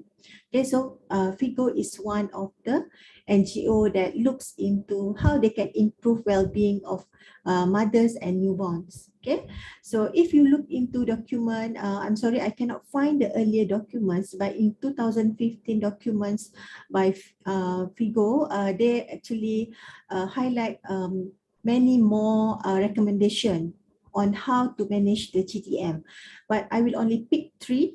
Hopefully these three is related to us today. The first one is because, again, I am public health physician, same with Prof. Rodi. So we always want to highlight the public health part of managing any diseases. Okay, so Figo said that there should be greater international attention paid to GDM. Okay, so there should be more attention. Yes, diabetes mellitus on its own have raised many research or many progress, but what about GDM? Until now, if we look into articles, there's not really standardized shares. We say one to fit the whole worldwide practice. Okay, every country have their own practice, or even every continent have their own practice, because management of GDM also takes into account the cultural preferences of the mothers. That's why probably some of the researchers, they think there's not enough international attention paid to GDM management. And one of the issues is, after the mother suffers from GDM, there seems to be a loss of continuity to prevent them from getting type 2 diabetes later, after their postpartum period. So there should be more attention paid to see how, or what is the link between maternal health and non-communicable disease on the SDG agenda. Okay, if any of you have not heard of SDG, you can try to surf the WHO, World Health Organization website, and you know that at the moment we have 13 goals in sustainable development goals. Previously we have MDG, but now we have SDG, and goal number 3 is related to health and well-being. So we are talking about the goal 3, but under goal 3, maybe not much component of GDM is inside it. Okay, and also in public health measures, we should have increased the 4 A's: the awareness, the access, affordability, and also acceptance of preconception counseling, prenatal and postnatal services for women of reproductive age. So Figo said we must prioritize these 4 A's in terms of preconception, counseling, and services, antenatal and postnatal services. So I think the number 2 is more relatable to the midwifery practice. And I highlight number 2 is management of GDM itself. This is just like Prof. already have talked about how costly what actually sick people need, meaning that country need to spend more money. So same with when we manage the GDM, the management in any country should be done in accordance with available national resources in infrastructure. Yes, developed country, they have so many initiatives, they have so many ways to improve the GDM practice management, but sometimes we as developing countries, we cannot really support with infrastructure or resources. So that is why I think it's still relevant, whether it's in Indonesia or Malaysia, we have different way to manage GDM, but it must have been tailored to our available resources and infrastructure. Okay, and another point they highlighted is, even though when we want to manage GDM, it's not supported by high quality evidence, meaning there's not so many research. Probably this is talking a bit on the alternative or complementary medicine, although we cannot really find high quality evidence to support their effectiveness, but it is better than no care at all. Okay, so I just want to highlight my student Tuti for inviting me, also for telling me to come to this webinar. So she's looking at the one of the aspect of alternative medicine, which is yes, we need to look at into this alternative medicine to see whether the evidence will speak for them, that they are effective in managing GTM in future. Okay, and then number 3, the recommendation on lifestyle management. I think this is also the concern of this particular participant group, because you as probably the first liner who is very close to the mothers during their pregnancy period, you are the one who will be in constant communication. So this is management, lifestyle management is very important. Especially nutrition, because we are talking about diabetes. Diabetes is a metabolic disease, so it can be related to diet and physical activity, of course, because just now there are a question about the gaining weight. Yes, you will gain weight during pregnancy, but sometimes you should not gain more than what should you gain lah. Okay, I'm sure if you ask our ONG specialist, she will have what kilogram you should gain throughout your trimester in pregnancy. And women with GDM must receive practical, okay, give them practical nutritional education and counseling, not just what written in the booklet, what written in the papers. If we are the one that in contact with the patient, we should be able to give practical advice rather than what is written in the books or in the article. Okay, and try to suit it to patient profile, so that this will empower our mothers with GDM to choose the right quantity and quality of food and level of physical activity, so that they can actually somehow manage their GDM. And the third point on the lifestyle is they should be advised repeatedly, meaning that probably if you every time you see them, if the mother are suffering from GDM, we should always repeat our advice to them on the nutrition, physical activity, because not only it will help them with the safe outcome of the pregnancy, but also we can help to reduce the risk of future obesity. Okay, and future type 2 diabetes or even the complication of diabetes itself, heart diseases, cardiovascular diseases. So that's why lifestyle management is recommended by the Figo to be one of their recommendation. Okay. So now we go to the role of the healthcare providers. Okay, healthcare providers, there are long definition if you look into dictionary or if you read into article. But for me, myself, in my opinion, healthcare providers is any health facilities or even this include private practice that offers management for the GDM mothers. So when you are healthcare providers, the role, to me, the main role is we need to provide competent multidisciplinary health personnel to manage the GDM. So this is the role. If you can have this, you can have the competent teams to manage the GDM. You cannot go wrong in helping the mothers to have safer pregnancy, good outcome of their delivery, and not suffering from future non-communicable diseases. So the role is to provide competent multidisciplinary health personnel to manage the GDM.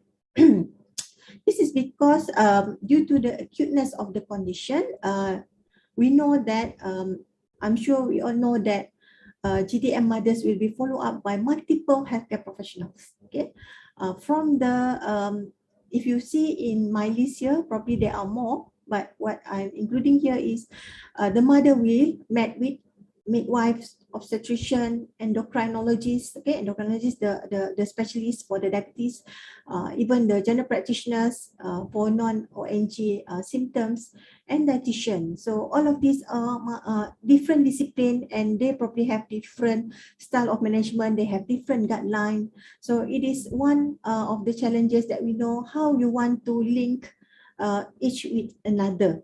Of course, if we are in different field, we have a different perspective on how to manage our patient. So GDM is a complex condition. Okay, probably the next speaker will give the the definition of what can we use to diagnose GDM. But we know that GDM is a complex condition. It demands interprofessional collaboration so that we can provide a coherent care, meaning the care is comprehensive and holistic. So that to ensure that preventive care and those long-term health promotion is prioritized. Okay, so that is the role of providers. So before we sorry, I can remove. Okay, so before we go further into the topic today, I would like to share one article on the healthcare providers or healthcare professional perspective regarding this multidisciplinary team working together, okay, to treat and manage the GDM mothers during and after pregnancy. So this is just to share some of the research. There are many research, of course, into diabetes. It's very glamorous topic lah. This diabetes is so much research over the years. But this is one of the article that I think quite recent articles that we can actually digest together and see whether we as a professional healthcare worker can identify with this group of participants in this paper. Okay, so actually when they the author do this paper, they are doing qualitative study, meaning they interviews all the professional and they get the data and analyze what is the some theme or what is the key point that represent the healthcare professional perspective. Okay, so this is will help us to understand better about how we look at the GDM mothers. Okay, so they come up with three themes as a result of these interviews. So if you see here, the first one is professional identities. Okay, so at one point, the GPs or the doctors in the clinic, midwives, this is Danish study, the developed country. So they have what they call health visitors. So this group of people, the GPs, midwives, and health visitors, they find it is difficult addressing health behavior after GDM when they consult the women who have been diagnosed with GDM. Meaning somehow they cannot proceed beyond the current pregnancy of the mother. They cannot say, okay, after this, you must look forward to after you give birth, you must manage your diet well. So they have difficulties to address these health behaviors. Whereas when we look into obstetricians and diabetic nurse, they don't think it's difficult. Actually, they think it is part of their job to talk about risk related to GDM during the consultation. So we can see that even in the different healthcare professionals, there are different difficulties in addressing the GDM mothers during the consultation. So also under the professional identities, midwife did not want to blame the woman by addressing the GDM related health risk for the child. Okay, so when you counsel mothers, GDM mothers, sometimes we know that we need to tell them about the complication, but it can be misinterpreted as we are blaming the mothers if anything happened to the child. But we don't want this because it can lead to mothers getting some depression or even mental health issues because of what we said. Okay, and in their studies, they find that health visitors were limited in their knowledge of the need of health behavior change. Okay, because they are not trained to how to change the behavior. It's not as easy as you tell the mothers not to eat sugar. So they will change the way they consume sugar. No, they must have certain steps to ensure the health behavior change. And meanwhile, GP thinks they usually don't focus on GDM much. They will talk about other topics related to pregnancy, probably they're having the flu or other comorbidities. So they're not really talking about this GDM management. Okay, and they also found that addressing health behaviors depended on both women, meaning the mother, and also the healthcare professionals' preferences. Meaning if there's no structure, meaning that at one visit, if structured, you know what you want to talk about with the pregnant woman. So most of the time, the healthcare professionals and the mothers can talk arbitrarily, meaning without real structure on how to go about management of their counseling session for the GDM mothers. Okay, and number two, from this study also, they found that there are, even in Danish, unclear guidelines on type 2 diabetes prevention after GDM.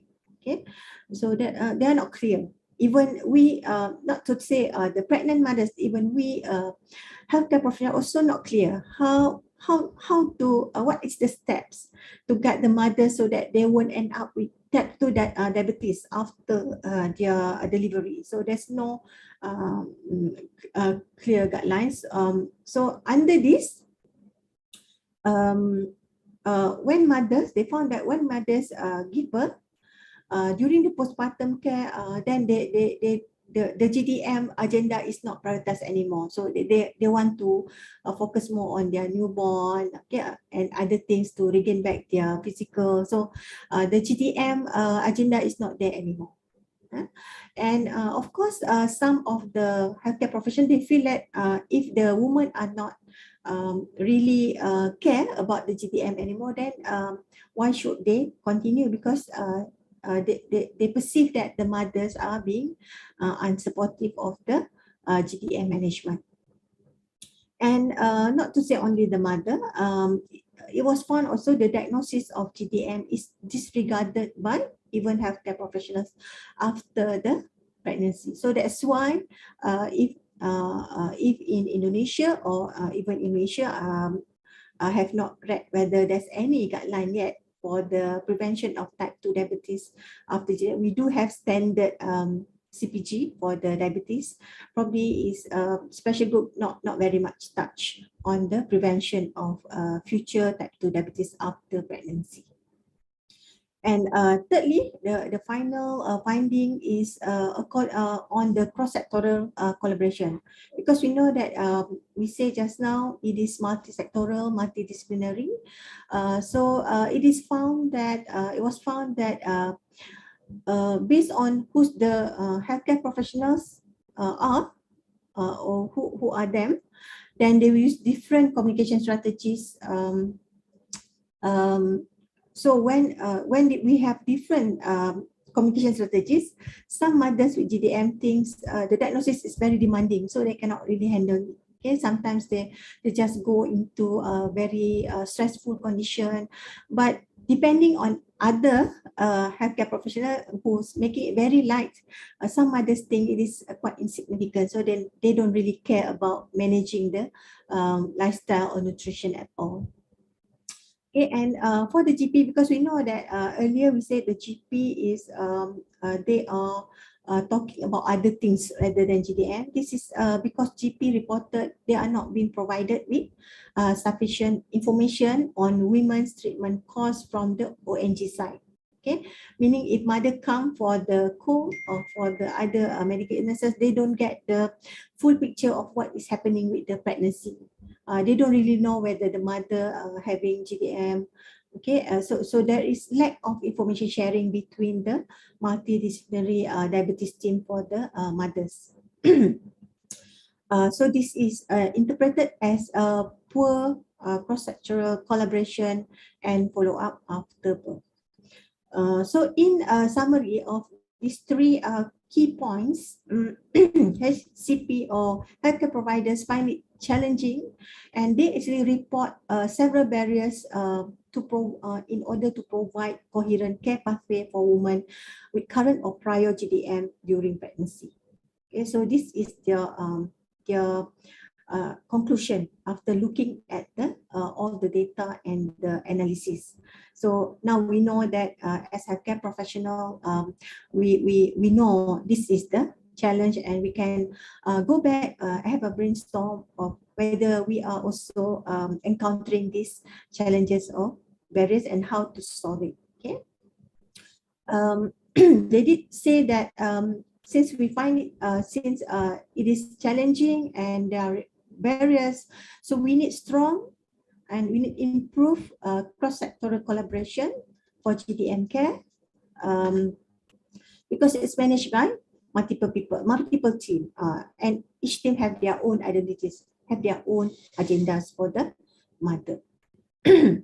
And it is suggested that healthcare providers should consider incorporating a long-term prevention perspective in the period after pregnancy, including support to postpartum weight loss and healthy behaviors. Okay, so again, I have decided that for today I will only highlight this health education. In our, we cannot talk about everything under the sun, so so I think let's highlight on the health education, something that we can do in our profession. Okay, both as public health specialists and also as student or those involved in GDM mother's care. Okay, so it is said that from the papers, women diagnosed with GDM, they actually need detailed information, and once yes, detailed information, but also appropriate education. Okay, don't tell everything, but you don't really educate on the good way to manage their GDM, because we want to empower the GDM mothers. Okay, so what are the information that we can share? That's why we need to go to the training, we need to go to the webinar. Okay, so that we have this information to share with the mothers. Okay, we need to know about pathophysiology of GDM, what are the treatment options which is going to be given by the third speaker, I assume, and tell them about the self-monitoring of their blood glucose, how they can plan their meals, and how should they exercise, okay, in pregnancy, and what are the possible complications of this condition. Although they say midwife handle uncomplicated pregnancy, but there is movement towards at least educating and training basic knowledge on GDM management in developed countries. So I think we also need to move forward in our field, so that we can also help the national agenda of providing safer pregnancy care for the mothers. So education is always the key element. If you read, even though not GDM only, but any type of diabetes, education is the key element. Especially in our case of GDM mothers, if we highlight or focus on education, it also provides us an opportunity to tell the mothers what are their place and what are their roles. And they are part of our diabetes team who manage the mother. So let's educate the mothers. So the main education strategy, what is our education strategy to the GDM mothers is we want them to acquire adequate knowledge and skills so that they can adapt and self-manage their diabetes, because we cannot be with them 24/7. So that's why mothers should be empowered to adapt and manage themselves. Okay. And of course, we need to provide services which include counseling and education to women with GDMs.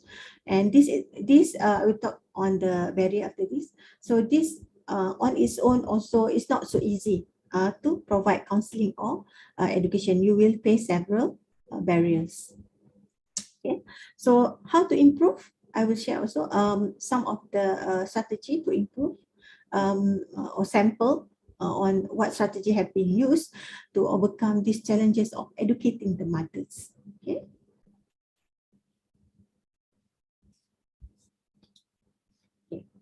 Okay, let's talk about diabetes education a bit more during pregnancy. Like I said before, yes, they need detailed information, appropriate education, and we must be aware that newly diagnosed women sometimes feel very scared and they are so insecure about how they will deal with the GDM. They think that they always need specialist care, okay? So they cannot handle it themselves. It's very difficult disease to combat. They are worried about their would-be born baby. So they are very scared and insecure. So that's why we must empathize and try to assure this GDM mother that yes, with appropriate education, they can actually manage their GDM well. Okay, so by providing structured education, support, and let's build a trust partnership between the mothers with GDM and our diabetic team, which is also have their own identities and agenda, so that we can handle this diabetic education during pregnancy. Okay. So what are the main goals? We have several goals. When if your facilities or your healthcare providers or the ministry want to more at the center level, probably you want to set the goals. If you decide, okay, now we decide to have diabetes education session with the mothers. We want to build a new team or new service that give diabetes education. I'm sure maybe some of you already diabetes educator, you are already familiar with this, but we know that we need to have goals so that we can ensure our education process will run. It's not going to die suddenly, or we just happy on our own, but the mothers did not really receive any benefit from this education process. Okay, so what are the main goals we are talking about? The first one, let's make sure we can optimize mothers' knowledge about diabetes pathophysiology. So read a bit on the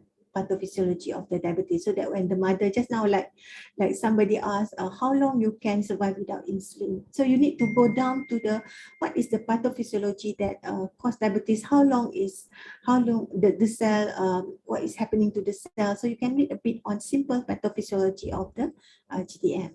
And of course, we need to know, we need to optimize mother's knowledge on risk factors. There's question in earlier session about what about when we are inheriting the disease. Okay, but Prof. Roti said don't blame our parents. Okay, sometimes it's actually not because of the inheritance itself, but sometimes because of the other risk factors, our lifestyle. Okay, now we have so much fast food, we have sugar in everything we eat. Okay, so let's optimize our own knowledge so that we can impart them to the mothers as well. And just as we know, women can feel, or mothers can be scared and insecure, try to increase their motivation to take care of themselves. So don't let them feel down. We say that actually it's not really that rare to have GDM. Okay, find a way to motivate the mothers so that if they are motivated to take care of themselves, then their blood sugar will be controlled during their pregnancy. And our education to mothers also, we want them to be compliant to the diet that the dietitian suggested, okay, or the physical activity that their obstetrician suggested or their GP prescribed. So we want them to be compliant, they follow. So not just, yes, doctor in front of the doctor, in front of the dietitian, but they don't really practice at home. Maybe they also have their own challenges why they did not really comply to the diet or physical activity prescription. And dietitian is very much have important role in GTM because we really need their expertise to give the proper meal planning, and also how to teach the mothers, or to teach us to teach the mother on carbohydrate counting, because we know that carbohydrate will turn into sugar. So probably we want the mother to start counting their carbohydrate intake. Okay, but we need the dietitian input on this or their expertise, because we cannot really play. Too much sugar can also lead what we call to too low sugar can lead to hypoglycemia, especially if the patient or mothers is on insulin. So we don't want that either, too low sugar. And of course, in our education process, we want to give the mothers instruction on how to administer insulin. Okay, and if side effect like hypoglycemia occur, what should they do, or what should their family prepare to do? Okay, should they call immediately the healthcare provider, or they can actually do something at home first, and or the first aid, teach the family the first aid if their spouse or their family member have hypoglycemia after administrating insulin. And this is even administrating insulin, we need another thing to come into the picture, which is the pharmacist. Okay, sometimes some people did not know how to really inject the insulin. Subcutaneous, some goes into the muscle. So this is insulin instruction. And of course now we have what we call SMBG, or self-monitoring blood glucose, where we can track the blood glucose level among the women. So we can get a cheaper glucometer, so that we can probably if the patient or mothers can afford, this is the one that we want to refer to the welfare department, as at least they have the glucometer. Okay, because even in Malaysia, some clinic we have a very poor patient. Okay, we have the welfare unit that can help them to buy or subsidize glucometer or glucose strip to be used at home. And of course, effective communication between members of diabetes team. Okay, we among themselves also, as the healthcare provider professional, we need to be able to come to understanding on what is happening. What have you team? There must be a record. Okay, the proper recording of what have been planned for the patient from each team and combine it together. And finally, we want to prevent non-communicable disease, which is type 2 diabetes, that stem from probably originate from GDM in the first place. So this is very important. So all of this can be included into our education process or education process documents. So okay, like I said before, counseling and education is not easy fit for us as healthcare providers or healthcare professionals. Okay, we will face with some barriers. Okay. This is based on previous study also. I just put one of the paper. They highlighted very nice diagram on the possible barriers to the education process. So they also give some statement on what are the strategies, but we look at it after in my next slide. Okay, so the possible barriers can stem or can be categorized into three. According to this, okay, either because of patient themselves, okay, probably education process cannot really be effective because mother lack motivation. Okay, I don't think even learning I can achieve anything, so I don't want to. I listen but I did not practice. Okay, impatient behavior, meaning that some women they practice probably counting carbohydrate or meal planning, but their sugar is always not well controlled, so they lose the patient to manage, so they just give up. Okay, and then let just it be lah. Okay, so it's like that. Low level of trust in healthcare provider. They don't think, okay, I'm speaking to this professional healthcare, but I don't think what they say is true. What my friends say, or even the social media, even though it's not really proven, is have more truth. Something like that. You don't trust your healthcare provider. So we need to build up the trust. Okay. Poor adherence and poor compliance. They don't want to comply. Okay. Sometimes it's not that they don't want to comply, but they cannot comply. Maybe because of personal reason. And not willing to assist in the implementation of the instruction and prescription. You want to instruct how to properly use insulin, but they don't give cooperation. You want to say this is how to exercise, but they don't want to look at what you are teaching them. Okay. And not interested in receiving diabetes education and counseling. Okay, sometimes mothers, when they come, they are very tired, lethargic. Okay, so then they don't want to spend more time in clinic or even in other center just to learn about diabetes education. They want to know the important things also. So all of these patient-related barriers we need to take into our mind and think about how can we solve these barriers. But other barriers are healthcare provider-related barriers. Okay. We ourselves, we want to increase motivation, but we use a non-motivational approach. Worst case scenario, we use a very harsh method. Okay, we use a very harsh word like it will be your fault. Your child will born abnormal because you don't really practice good diet because you have GTM. So this is very non-motivational approach. Yes, it's a harsh approach, probably it will work with some people, but this is a non-motivational approach. Poor communication skill. Okay, you want to tell mother something, but it came out differently. Okay, so that's why we must practice and have proper guideline. Even though we are not good in communication, if we have a clear guideline, we can just follow the guideline. Okay, lack of special qualification. This is because diabetes is a very specific disease. It's not like anemia. It's not like normal pregnancy. So you need some training. Okay, whether you want it or not, you need some training to handle the GTM matters. And of course, we have lack of confidence. I think only ONG specialists should give talk about it. Only public health specialists. I'm not the person to somehow provide education. So this is the lack of confidence. And of course, finally, socio-economic and cultural barriers. We want to educate, we want to give motivation, but mother themselves have poor health literacy, or even us have poor health literacy. And of course, language barriers.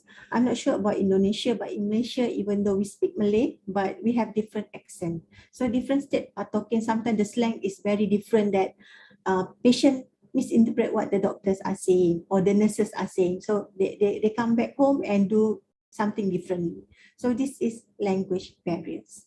And of course, education, if you're talking about, especially during COVID-19, we want to go to higher level or technology assisted education. Many cannot buy smartphone, many cannot go or get internet. So this is the financial barriers. Educational barriers is almost the same like poor health literacy, but they we might see some of the patient with very low socioeconomic status. So they don't even have chances to go to school, much less processes. We're talking about diabetes. What is diabetes? Sometimes doctors, especially like me myself in the past, we tend to use medical jargon. So at the end of the day, the patient is so like scared, or they are very respectful to the healthcare provider. They just say they understand, but actually they don't understand one word about what we are seeing. And the next one is cultural belief. This is something that I think still in Malaysia and I think in Indonesia is still there. Probably we are still believe in spiritual healers only. It's okay if we want to believe in spiritual healers, but I always say that we can combine together. Let's go to the medical that is proven evidence-based, but also just combine it with your cultural spiritual healer method. So we have the best of two worlds. Okay, and of course, geographical barriers. This one is especially in the rural areas. So you want to provide education process, but you need to take logistic logistic difficulties into your consideration. Not many people can or willing to go to very remote places just to give education on the GDM to mothers. So this is all of the barriers among the that have been researched before. Okay, so this is the strategies that have been offered or suggested, but rather than strategies, I would say this is some of the methods of how we want we want to use to overcome the 3 barriers we have talked about just now, or what I shared just now. Okay, so the strategies can be, we do a demonstration. For example, for insulin administration, give demonstration so that they will do it properly. Written information, it can be in the form of give them booklets, leaflet, pamphlet, very attractive one. Okay, even pictogram when they come to clinic or when you visit the mothers at their home, bring the pictograms. Okay, try to find one theme. Perhaps if you cannot get the official from the ministry, you can learn from the courses, and you try to create one pictogram. And one day you can even make it into innovation because it's very effective. Okay, and of course we have audio video materials and we have mobile application. Okay, so if we decided to, if we don't have official leaflet or booklets from the ministry or from the government, we can print one. So what the rules is, make it practical and easy to follow. Advice. Don't write everything from the pancreas secreted insulin and everything, or the pathophysiology, or very difficult one. Try to simple it down in the leaflet. And the good leaflet, it should covers all aspects of GDM management. So tell them a bit on medical nutrition therapy, what is the recipe for healthy meals, what are the exercise tips for the pregnant lady. Surely it's not the same with non-pregnant ladies. Okay, types, benefit and caution when you use insulin, how to do your soft nutrient blood glucose. Okay, and put the address whom they can call or what website they can actually serve, so that they can also find the information on their own. Give them the reliable website. Okay, so that is the printed leaflet and booklets. And another one is the telemedicine and web-based education. Okay, just to define a bit here, telemedicine is a way of providing medical services remotely without physical contact between healthcare provider and the patient. Okay, most often through a telephone conversation or even video link. I'm sure this is very widely used. In Malaysia, yes, now is widely used. We have even for COVID-19 especially, we have been piloting, the ministry have been encouraging this telemedicine to manage the people with the COVID-19. So since the internet is found to be the primary source of information during pregnancy, many people just Google, okay, I'm feeling sick today, I'm 10 months pregnant, something like that. So the use of web-based education program for women with TDM will be beneficial to the in the diabetes management. And finally, the strategies of using the smartphone application for our health education. Okay, remember all of this is the strategy to do our health education for the GDM mothers. So in today's digital age, in addition to the role of medical professionals, we have a new assistant. Okay, our assistant is our phone or our smartphone, the mobile application. And if you go to Google Play, even you can so many apps that specifically designed for women with GDM. However, we have to caution the mothers that these apps cannot replace the consulting by healthcare provider. However, even though they cannot replace, they are useful for the GDM management. So try to find the balance between too dependent on the mobile apps and listening to the healthcare provider. So So from all of these strategies that we can use to overcome the barriers to provide health education to GTM mothers, health professional can encourage women with GDM. How to more practical about it is we can encourage mothers to look for mobile apps. Try to find which apps is suitable or your preferences. Give them the reliable website.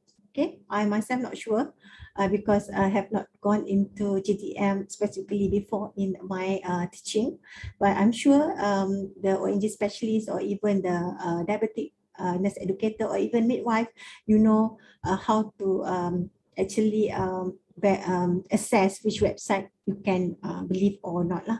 Or we can always ask the ministry or the government on this, and new technologies that can help them to successfully manage the disease.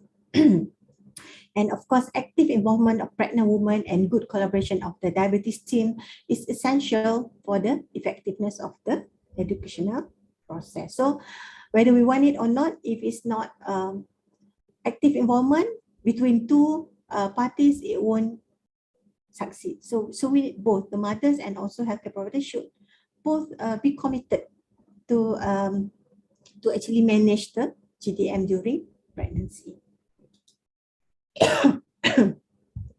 Okay, so this one because I'm also involved in quality and audit for the at my place in UITM, so I was I think in the future we can have some sort of quality measures, or where is our standards for the midwifery role to provide quality of care for GDM.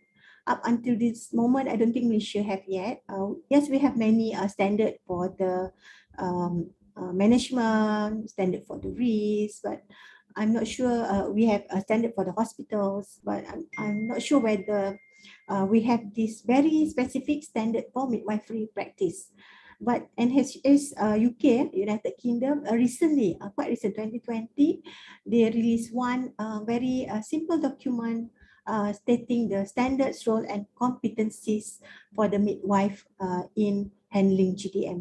So you can have a look if you are interested to see the standard. They have, so in this document, probably the document, if you have standard, you can audit yourself, or you can actually see how you perform in managing this GDM mothers. Okay, because in that standard for NHS, National Health Service Diabetes in United Kingdom, each standard, they have one title. Okay, standard 1, the title we summarize what practice we should focus, and we state what we want to achieve in this practice. Okay, and what performance, meaning after this I will show one standards just to give it more clarity. Okay, and then they have rationale section, so they tell the readers what are the reason this practice is considered important. Okay, and furthermore they extend or expand the rationale into criteria section. This is where it's important because we can measure this, because in this criteria it states exactly what must be achieved for the standard to be reached and how the service, our service, will achieve this. Okay, so I will next slide, my final slide. This is the sample. They have 6 standards in total in NHS UK document for the midwife practice for the GTM. So I highlight here is the standard 6. So standard 6 say diabetes specific midwifery practice. So this is the standard. Okay, the title of the title is addressing the practice.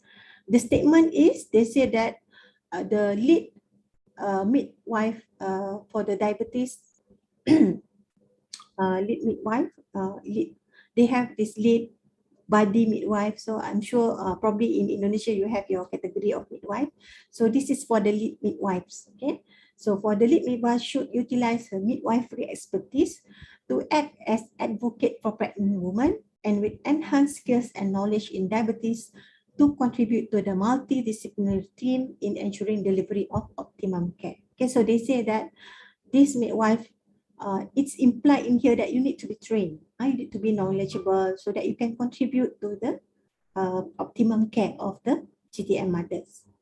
Okay, why they want this standard to be there in the standard for the midwifery? Because they said the complexity of pregnancy for women with pre-existing or GTM requires additional resources in terms of multidisciplinary teams to improve outcome for women and the babies. Okay, they highlight the complexity of the pregnancy. Okay, so and then just like I said, they have expanded the rationale into criteria. So I just said one, the lead midwife in her role will enhance the normalization of the pregnancy, birth, and postnatal experience for this woman and their baby. So even the first standard, they want you to some sort of providing reassurance, okay, trying to not to give the impression that this is going to be very difficult pregnancy, okay, because if you are saying very difficult, probably the mothers will be lack of motivation to manage their condition. But this one actually is just a statement. Okay, so if you see here, the standard does not cover staffing issues or caseload ratios, and the role is and it should be identified as the role is developed dependent on local needs. So whatever it is, if you take the NHS standard for midwifery practice, you can adapt or modify into your local needs or your local environment. What do you want to have there in the rationale, in the criteria? And at the end of the day, it can be practiced for audit, okay, or even further research into to see whether we are performing well in this area of caring for GTM mothers. Okay, I think that's all. Can I give back to moderator or I can see some? All right, thank you so much, Professor Leni, for your informative presentation on the role of healthcare providers in management of mothers with gestational diabetes mellitus. Now we're moving to the Q&A session. If anyone has questions, please raise your hand and don't forget to mention your name before you state your question. Or you can type your question in the Q&A box. Okay, probably I read the comments in the chat box first. Then we open to more. We already have 3 questions here, Professor Leni. Yes. The first question coming from Fatmawati. If a pregnant mother suffers from diabetes mellitus, will the baby have the same illness of diabetes mellitus? Okay. I think this is just the general knowledge lah. But like already said, this is the third speaker cannot wait to answer this question, I think. But yes, usually they don't end up with diabetes when mother delivered the baby is most probably hypo rather than hyper. We know that diabetes is when the blood sugar is raised, but which is in hyper state. But usually, in one of the cases I seen during my medical officer days, the baby most of the time they come out hypo instead of hyper, meaning they lack the sugar somehow. So to say whether the baby will get diabetes, it is same like us. Our parents have diabetes, but it not necessarily we will inherit the diabetes. But there's still a chance if we have the DNA with diabetes, if you are not practicing proper diet. Some West countries paper they said if we have mother or father with diabetes, let's start to lower our sugar intakes at the age of 9 years old. So we should start very young. But I don't think we can really practice this, especially in our culture. We like very sweet food. Okay, so even in our gravy, we put a lot of sugar. So it is going to be a challenge to say that the child will immediately get diabetes. Is usually that's not what happened. But you can actually clarify further with the ONG specialist after this. But our panel did not consist of pediatricians, so it's quite difficult to speak on behalf of the pediatric specialists. They have more knowledge on what will happen to the baby born to the GTM mothers. Maybe in your future seminar or webinar, you can have pediatric input on this. Okay, thank you for your answer, Professor Leni. So again, the key is doing a healthy diet. Yes. Now we're moving to the second question. Coming from Sinta Malaysia Pratama. Assalamualaikum, Dr. Leni. I'm Sinta Malaysia from ITKAS. I want to ask about how is the implementation of health services in accordance with the management of CDM in children under 5? Okay, okay, so this question is a bit difficult because I understand probably you want to link the newborn care and the postpartum care. Meaning we are managing the mothers postpartum, but at the same time, mothers are also need to bring their children to be seen by the pediatrician because they have been delivered by mothers who have GTM. So I think that is what I highlight in our in my slide just now. There are still lack of link between discipline. Meaning not only what I talked about just now is to manage mothers. There we have split already. Each team have their own agendas. But when we talk about newborn, we're talking another team managing different individual. So at the moment, I don't think we have any guideline that link together the pediatrician services and the maternal or the postpartum services that goes together. But even though there is no strict guideline on how to link, as long as the hospital or clinic, we have both. Meaning that if you have maternity hospital, you cannot not having child hospital as well. It must always be coupled together. So that's the only way we can ensure that there is reciprocal management between GDM mothers and also the child. And of course, documentation is very important.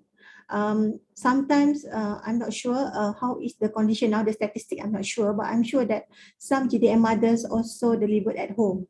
So this is going to be a problem because sometimes it was not recorded that the child is born to GDM mothers. So when the child is followed up under the 5, so maybe the pediatrician did not know about this, so they did not really take, maybe they have special prescription or special advice for the child of the mother born to GDM. So I think what's happening worldwide, we always have a couple together. If we have maternity clinic, we have pediatrician in position as well. So that's how we link. If you want the implementation of health service, what can I say is that healthcare providers should make sure that there is no place that only deliver. You must also have a doctor who can look at the newborn as soon as the baby is delivered.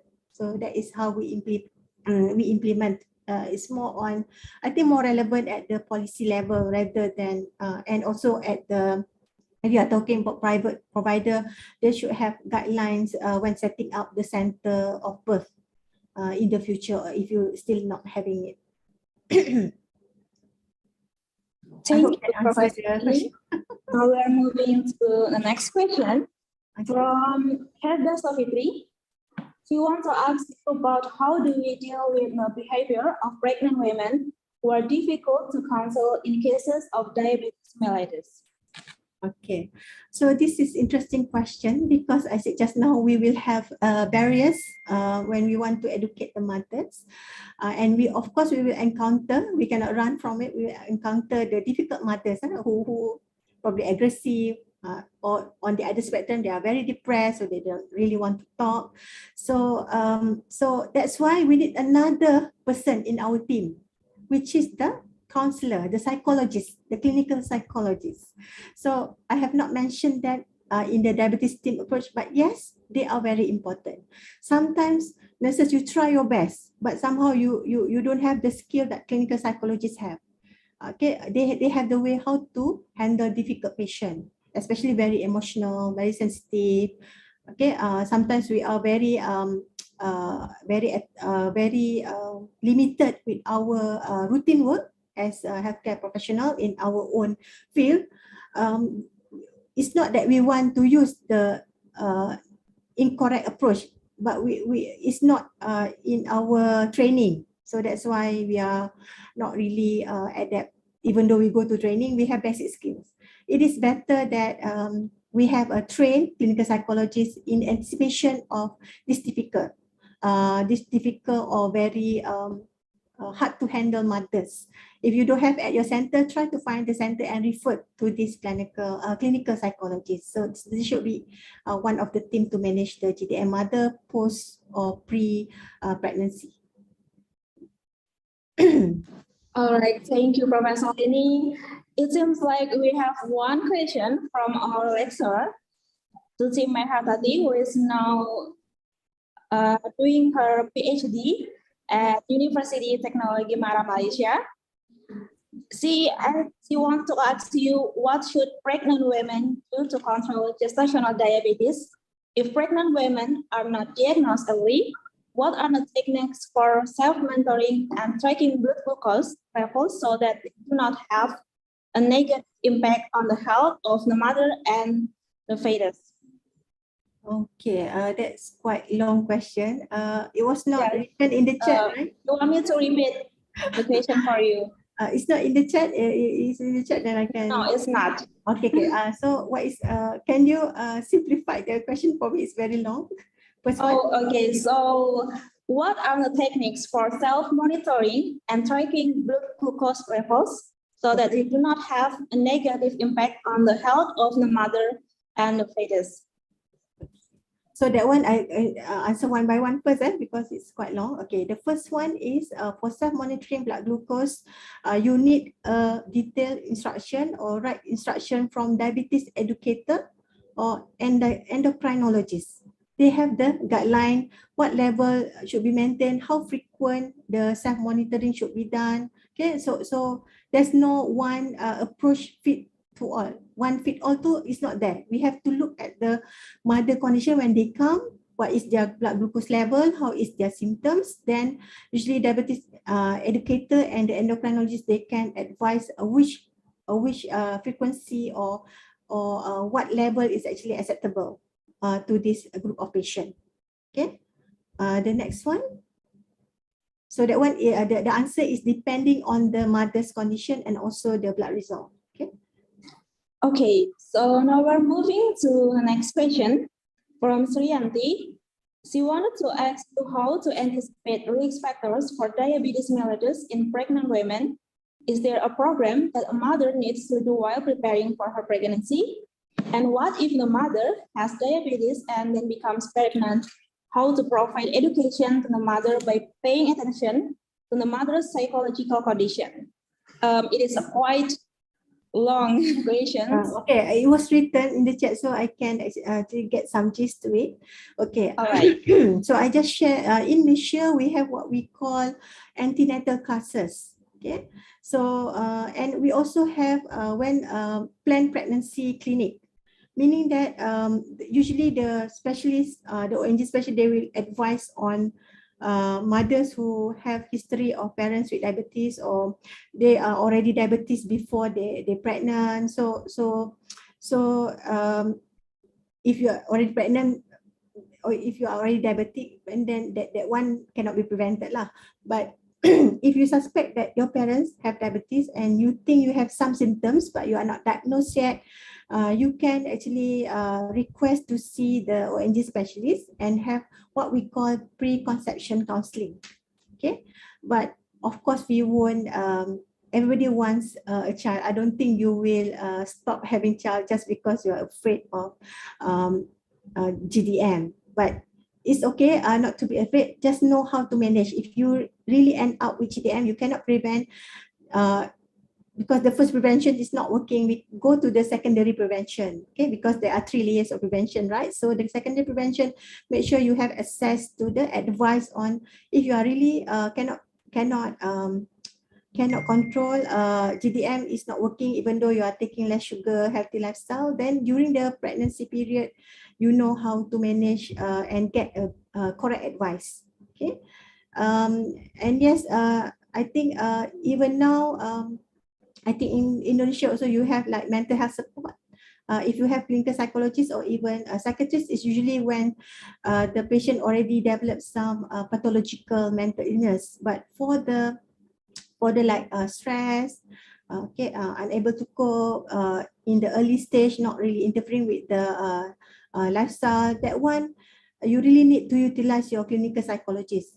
If you don't have one, try to find a center with one that you can refer to. So sometimes clinical psychologists, I think they are quite overlooked in their function. They can help a lot, especially now when we are in the pandemic. I think we really need this psychiatrists and clinical psychologists more to deal with the psychology condition of everyone lah, not just pregnant mothers with GDM. Okay. Okay, thank you, Professor Leni. We got one last question from Rizky Octavianti. Dr. Leni, can you please mention examples of democracy in strategies might include? Thank you. This one I'm not clear.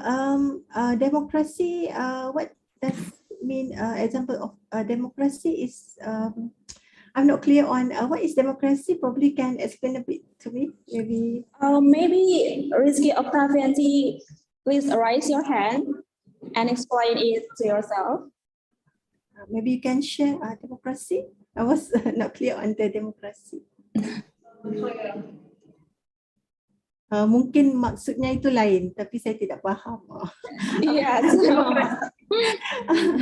Maybe I feel the same as you, Professor Leni. So let's just give the permission to Rizky Octavianti. Yes, yes. Please raise your hand. It's okay, even Indonesian I can understand a bit. Yes, you can ask Professor Leni in Indonesia. Okay. Okay. Because I want to answer, but I'm not clear. Democracy in strategies. What does it mean? The democracy, because I think probably in Indonesian word it translates as democracy, but in Malay, my language, is not translated as democracy. Okay. Yes. Okay, please. Rizky Octavianti, are you there with us? Maybe to share to us. Okay. Rizky Octavianti. No? Okay. Okay, so like probably I'm sorry. I cannot answer because I'm a bit unclear about this democracy terminology. Hopefully you will still be able to sleep at night, even though without the answer. But I think probably the strategy that when we talk about strategy,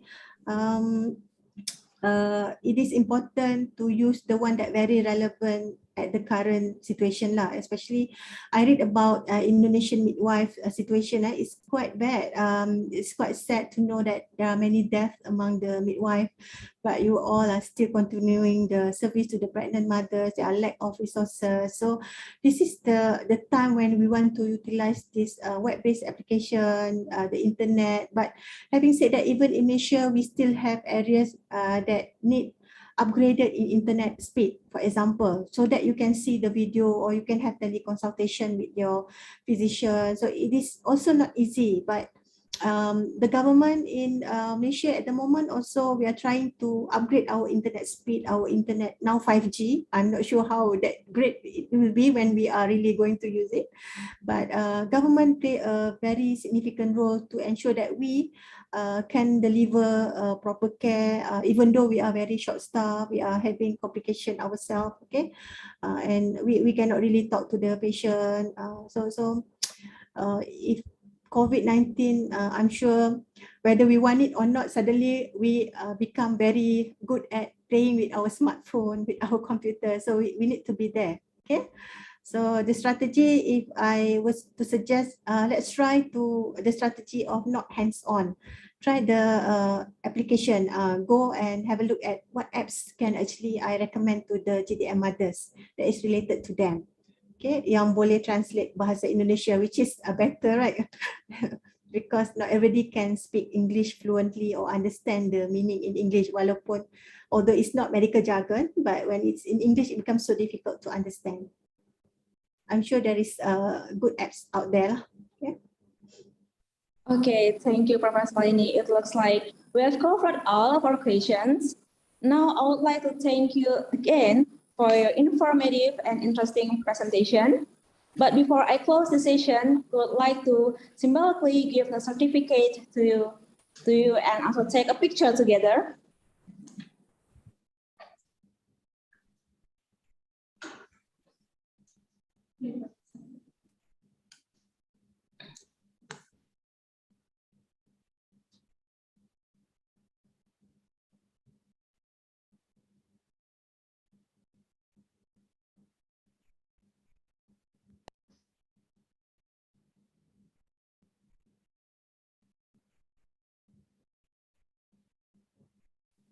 Okay, Professor Lini, would like to take a picture with you. Get ready in 3, 2, 1. All right. Professor Lini. Okay, thank you to moderator Zanuba and the organizer for inviting me again. Hopefully we will see each other in future programs. Okay. Okay, so I will I have to exit first because I have to attend to another event. So thank you very much for listening to my talk, and it's a good programs. Hopefully it will benefit all the participants today. Thank you. Thank you so much, Professor Lini, for joining us today. And thank you for all the audience for being a wonderful participant during the session. I hope the session can be beneficial for all of us, especially for the healthcare providers, to help them to gain more knowledge about how to manage the GDM. Okay, so that's all from me. Thank you so much. Wassalamualaikum warahmatullahi wabarakatuh.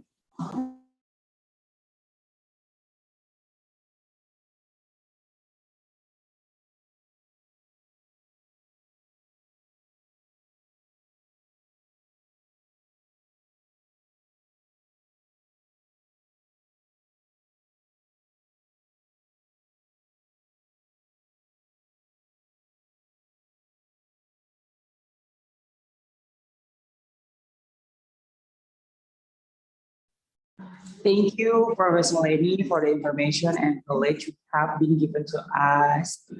May it be useful for us. And thank you so much to our moderator today, Zanuba Arifarahman. Thank you so much. And then the last speaker today, Dr. Jetniko Rahma, specialist obstetrics and gynecology from Indonesia. This discussion will be hosted by our moderator, Cici Khairunisa. Time is yours.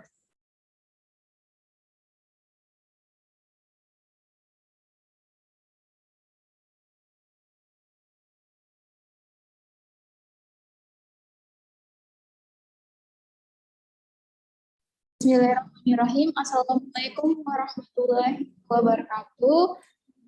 Good morning, ladies and gentlemen. Welcome to the last session of International Webinar Midwifery 2022.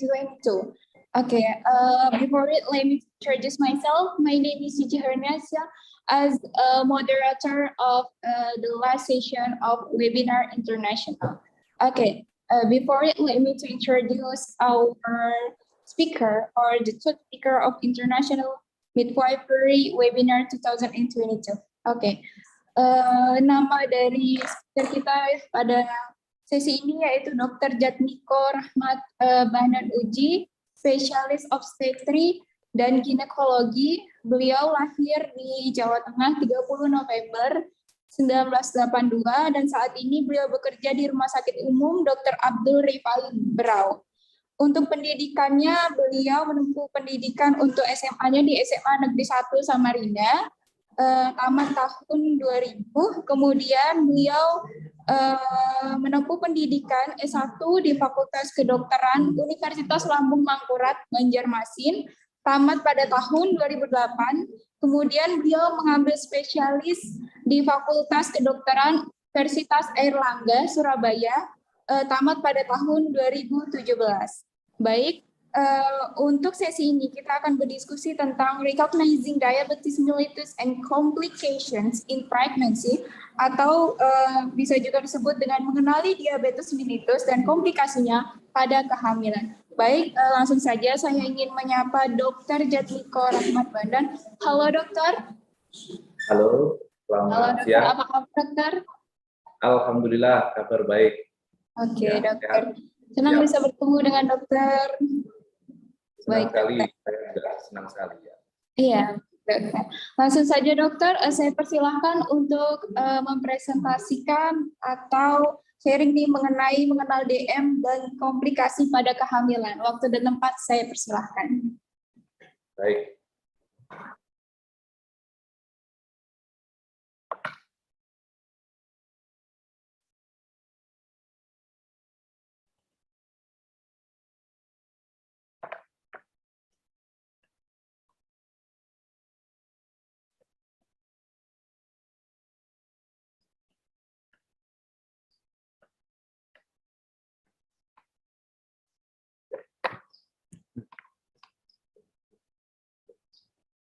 Baik, terima kasih. Assalamualaikum warahmatullahi wabarakatuh. Selamat pagi menjelang siang. Terima kasih atas kesempatan yang diberikan kepada moderator. Yang kami hormati segenap pimpinan dari Itkes Yata Husada Samarinda, yang kami hormati Prof. Muhammad Rodi, Prof. Leni, ya. Senang sekali hari ini kami bisa bersharing diskusi tentang materi yang masih sangat belum tersentuh di kalangan kita, ya, terutama di klinisi, termasuk materi yang tidak terlalu diperhatikan dan ternyata kasusnya pada implikasi klinisnya cukup banyak. Nah, sehingga kita harus mengulas dan saya sangat berterima kasih diberi kesempatan pada hari ini. Ya. Baik, materi yang kita sampaikan adalah tentang bagaimana pengenalan diabetes mellitus dalam kehamilan. Ya. Ini adalah materi dari kami dan Dr. Hermanto dari Surabaya.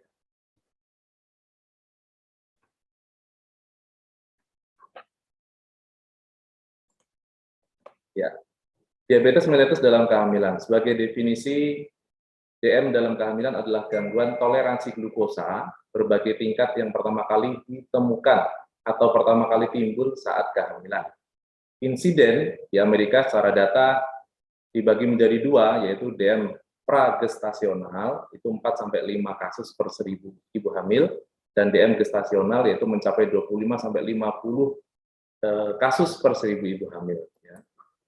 Sebagai batasan, nah ini pengertian yang harus kita pahami, jadi ada kasus pasien dengan DM gestasional, itu disebut bila pasien tersebut hamil, kemudian didapatkan diabetes mellitus, dan ini bisa menghilang pasca partum, dan tidak ada gangguan pembuluh darah atau vaskulopati. Dibedakan dengan kasus pasien dengan DM pragestasional, yaitu pasien di mana seorang ibu, dia sebelumnya sudah punya DM, kemudian menjadi hamil. Ya. Jadi berbeda ya, antara orang ibu hamil, kemudian dalam prosesnya dia terjadi diabetes mellitus, yang disebut yang diabetes mellitus gestasional, dan dengan pasien yang sudah sebelumnya memiliki DM, kemudian dia hamil. Ya, itu yang saya perlu tekankan dalam hal ini. Nah, ini kebatasan tadi bahwa terjadinya DM gestasional adalah gangguan toleransi glukosa berbagai tingkat yang terjadi diketahui pertama kali saat hamil ini. Ya. Nah, faktor resikonya apa saja? Kan gitu ya. Faktor resikonya memang dalam segi kebangsaan, ya, pasien wanita dengan orang-orang Hispanik yang berbahasa Spanyol, ya, kemudian wanita Afrika, Amerika, termasuk kita orang Asia. Jadi memang resikonya kita masuk dalam resiko terjadinya DM gestasional. Kemudian yang faktor resiko yang tinggi itu adalah wanita dengan kegemukan, ya, kemudian ada riwayat keluarga DM tipe 2, juga wanita yang sebelumnya pernah mengalami, ini pada kehamilan yang bukan pertama ya, yang sebelumnya pada kehamilan pertama dia DM gas, kemudian ini sekarang punya resiko lagi terjadinya DM gas pada kehamilan berikutnya. Kemudian juga pasien yang mengalami kadar glukosa dalam urin yang terdeteksi, ya, glukosuria. Nah, pada kasus-kasus high risk, kita biasanya lakukan glukosa tes pada usia kehamilan 24-28 minggu, atau kapanpun bila pasien tersebut memunculkan gejala-gejala DM. Nanti kita bahas lebih detail. Nah, ini patofisiologinya. Sebagai klinisi, kita harus mengenal bagaimana kok bisa terjadi ya patofisiologi atau adaptasi maternal ibu hamil ya. Nah, kita ketahui selama kehamilan ya, hormon wanita itu akan mengalami perubahan dalam tubuhnya. Dibedakan antara yang tidak hamil dan hamil ya. Jadi hormon estradiol, estriol, progesteron, aldosteron, deoksikokortikosteron dan kortisol akan terjadi peningkatan pada saat wanita tersebut mengalami kehamilan. Ya.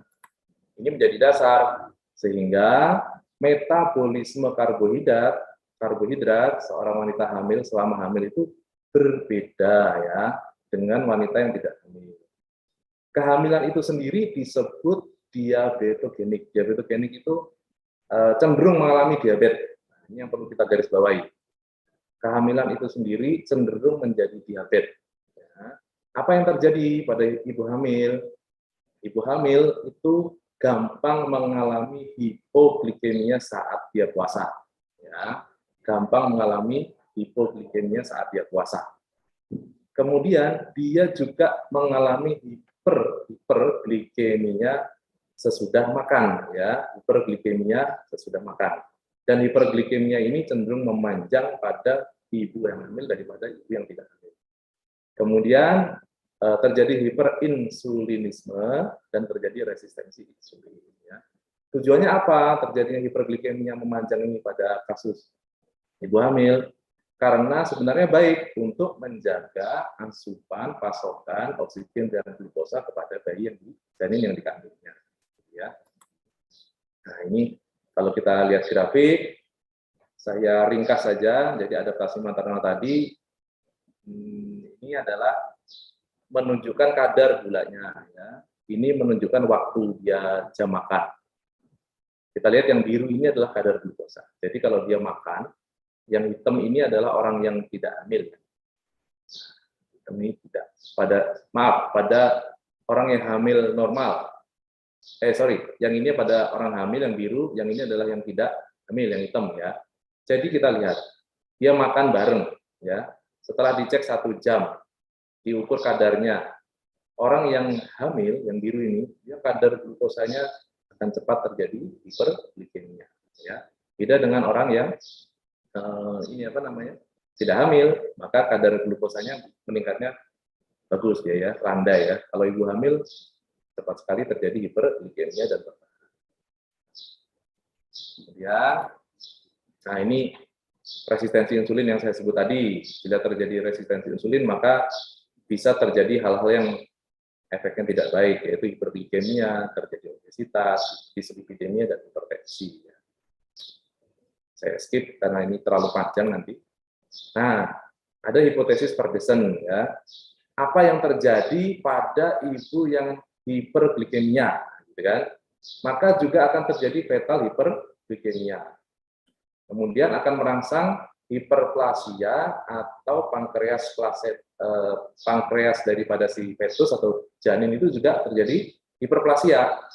Maka jika pankreas hiperplasia, maka akan terjadi hiperinsulin. Dampaknya apa? Yaitu terjadi bayi besar, akrosomia. Dampaknya lagi, nanti persalinannya gampang terjadi trauma vagina ya, waktu persalinan.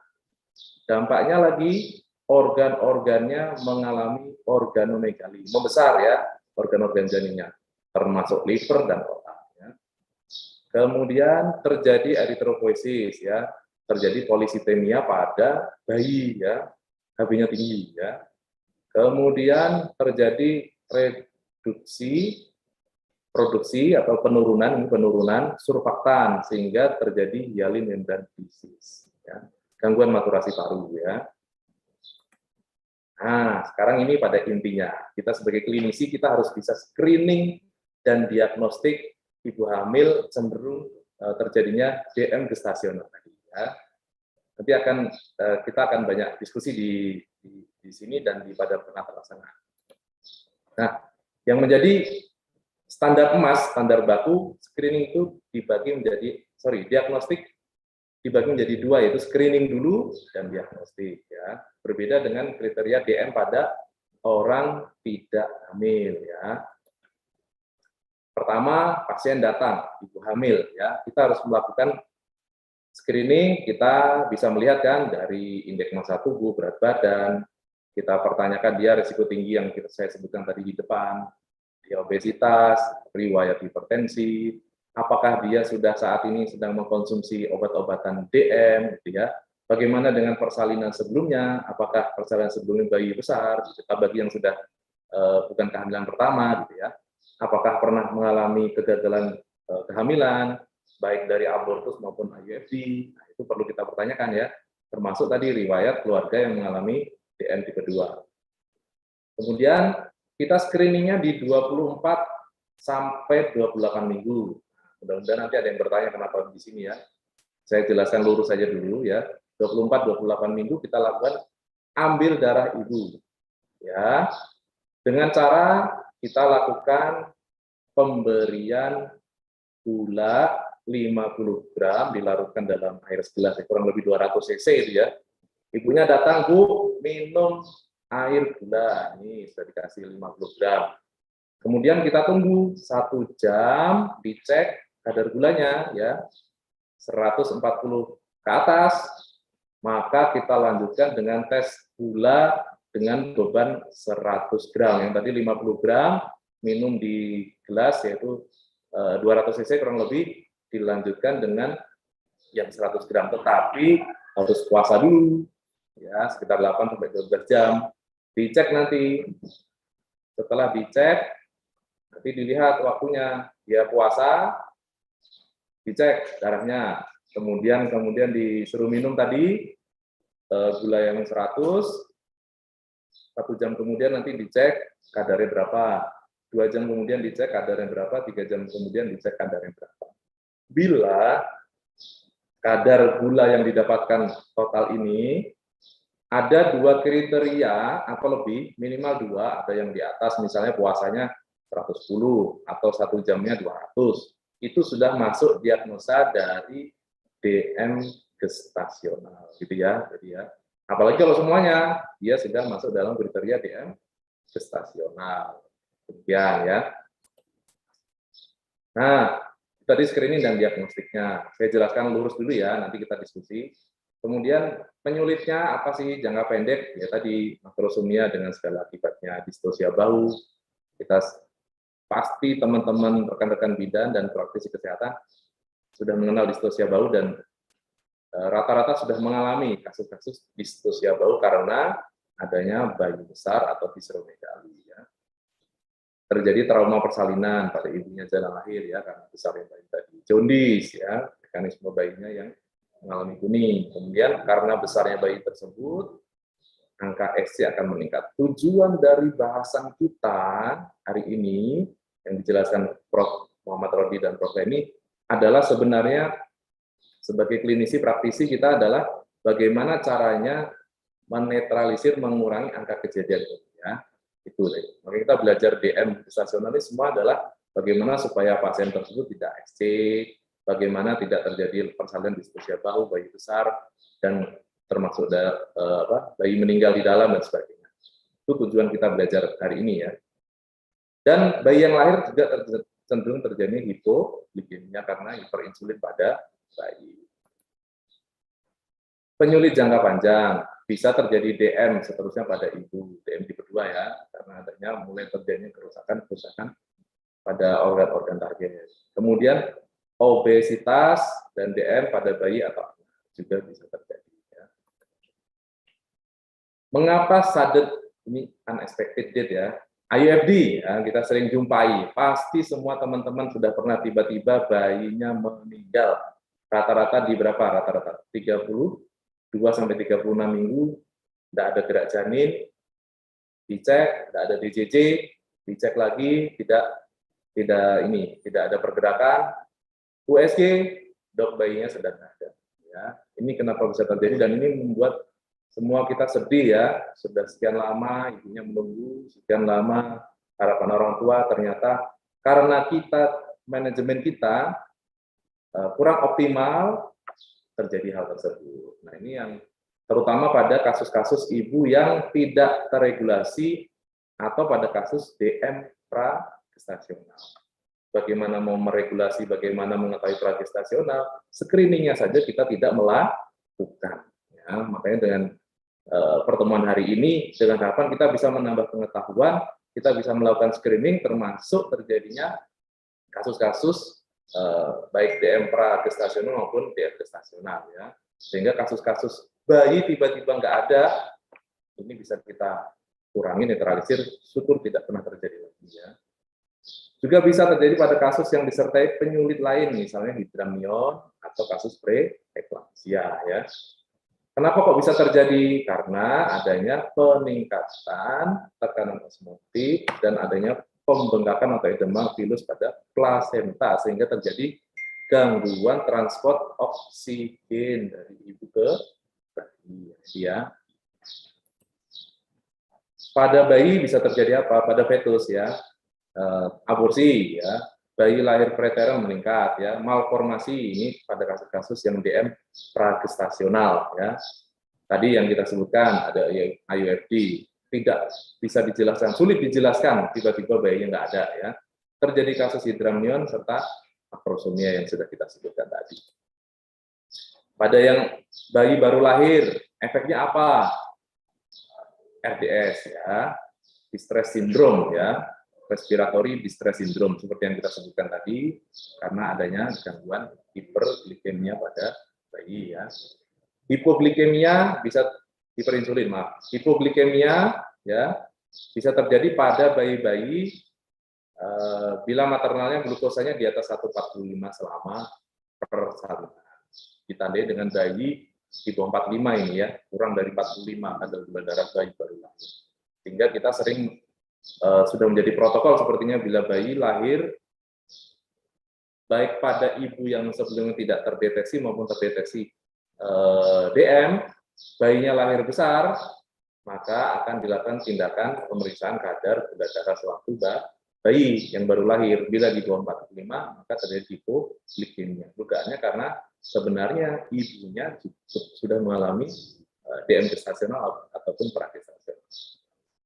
Hipokalsemi, hiperbilirubin, kardiak hipertrofi terkait dengan visceromegali tadi, diabetes seterusnya, pertumbuhan bayi yang berubah, ya, dan trauma persalinan, ya. Efek pada ibu bisa terjadi kematian, biasanya ketoasidosis ini yang bisa menyebabkan kematian ibu, ya. Gagal ginjal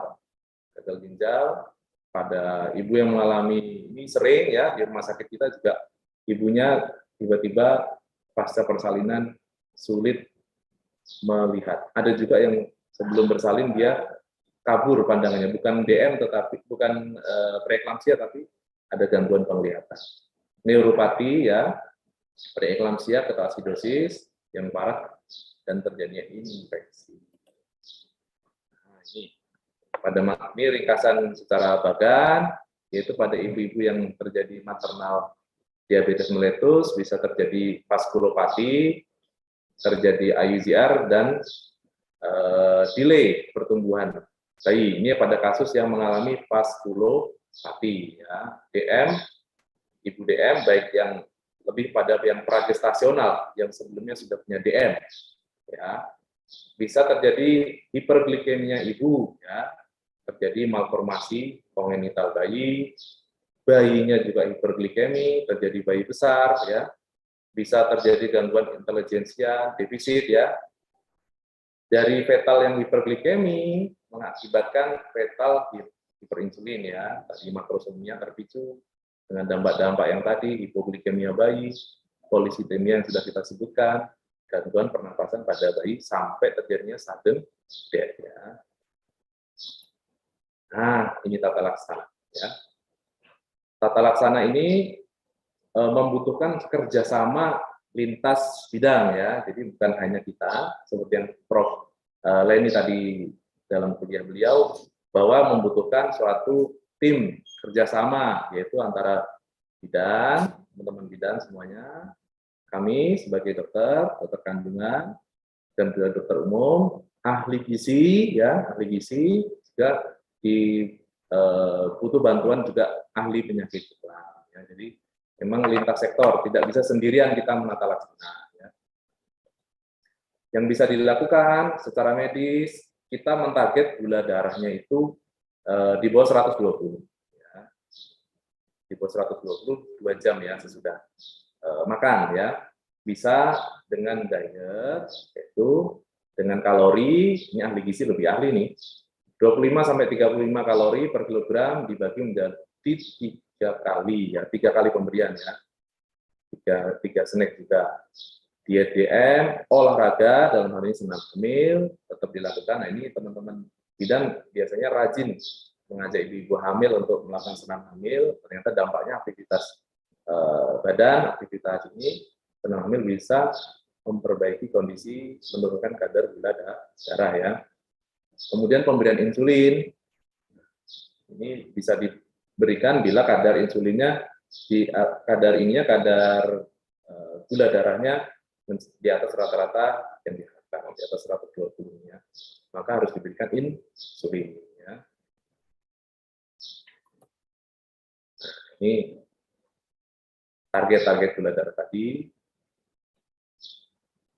Bagaimana tata laksananya kasus DM gestasional secara obstetrik ya. Dalam klinis sehari-hari banyak pendapat ya, kapan harus determinasi bagusnya ya. Tetap kita harus putuskan sebaiknya dilahirkan kalau bayi sudah terjadi maturasi paru ya, 36-38 bila ada penyulit. Jadi misalnya dia mengalami DM dengan preeklamsia, DM dengan terdeteksi bayinya mengalami gangguan pertumbuhan, maka lebih baik kita lakukan terminasi 36-38 ya. Terencana pervagina boleh, sesar juga boleh, tergantung indikasi obstetrik. Kesepakatannya, bila terjadi kasus DM tanpa komplikasi, kita terminasi di 39 minggu kehamilan. Ini sebagai rangkuman, ya. Bila kadar glukosa tidak stabil, nah, prakonsepsi. Tadi ada pertanyaan, saya menyimak tadi bagaimana prakonsepsinya. Harus disiapkan ya. Jadi saya tunggu pertanyaan, nanti kalau ada pertanyaan bagaimana detail nanti kita jelaskan secara detail. Jadi ada pemeriksaan lengkap, cek organ-organ, misalnya periksa mata, ya, contohnya organ itu apa dok? Mata, misalnya ada gangguan, ada terjadi retinopati diabetika ya. Nah, kadar gula diturunkan dulu, baru boleh hamil, harusnya seperti itu ya. Pada trimester 1 cek kelainan bawaan janin, terapi. Pada trimester 2 ini bisa terjadi, ini monitoring kadar gula darah sudah bisa dilakukan, hati-hati terjadi abortus dan kelahiran prematur.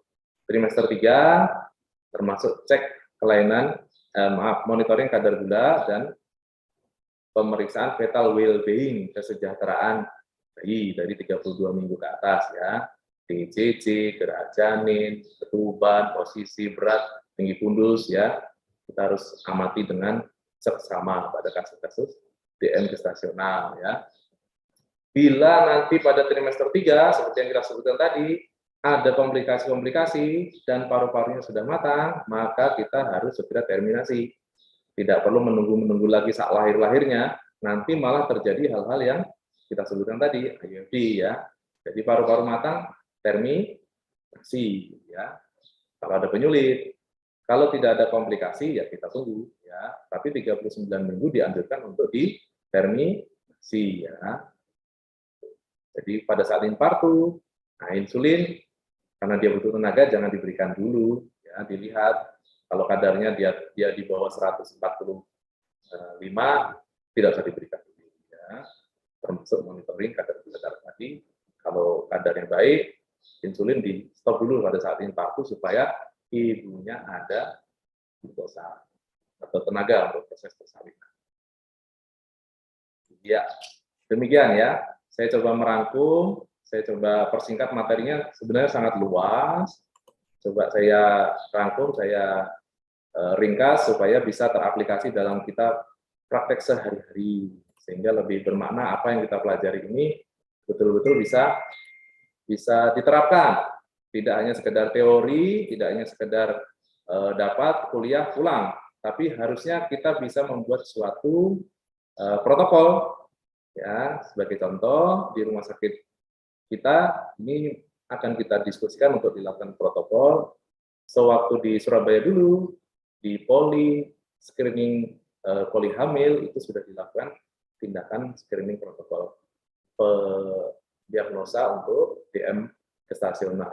Ya, jadi lebih terdeteksi, sistemnya, SOP-nya itu sudah terbentuk dengan baik, termasuk ahli gizi, penyakit dalamnya sudah bekerja sama. Jadi kalau terjadi kasus-kasus yang ditemukan ibu dengan DM gestasional ataupun pragestasional, kita sudah tata laksana secara komprehensif lintas ilmu, lintas sektor, sehingga keluarannya yang diharapkan bayinya nanti lebih maksimal dan ibunya mencegah terjadi komplikasi-komplikasi penaparan.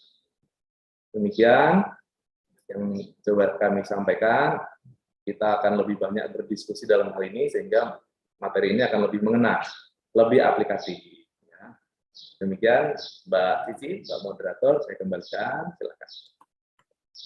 Baik, terima kasih dokter atas presentasi yang luar biasa. Baik, kita langsung lanjut ke sesi tanya jawab ya dokter ya. Baik, untuk teman-teman peserta yang ingin bertanya, saya persilakan bertanya secara langsung ataupun melalui chat box. Jadi untuk teman-teman yang mau bertanya langsung nih atau interaksi dengan dokter secara langsung, bisa raise hand. Nanti saya akan mempersilahkan teman-teman untuk menyalakan mikrofonnya, kemudian memperkenalkan namanya dan juga langsung mention pertanyaannya. Oke, di sini ada pertanyaan di kolom chat. Ya dokter ya, baik di sini saya bacakan. Assalamualaikum Dokter Jatpiko. Saya Maulida dari mahasiswa ITKES Wiata Husada Samarinda. Mohon izin bertanya, bagaimana penata laksanaan gawat darurat jika terjadi komplikasi penurunan glukosa pada maternal ibu hamil di kehamilan trimester ketiga? Terima kasih dokter. Silakan dokter. Trimester ketiga ya. Iya dokter. Baik, terima kasih Mbak Maulida dari Samarinda ya. Tata laksana kegawat daruratan hipoglikemi pada ibu hamil trimester 3 itu sama dengan tata laksana kegawatan hipoglikemi pada kasus-kasus tidak hamil ya.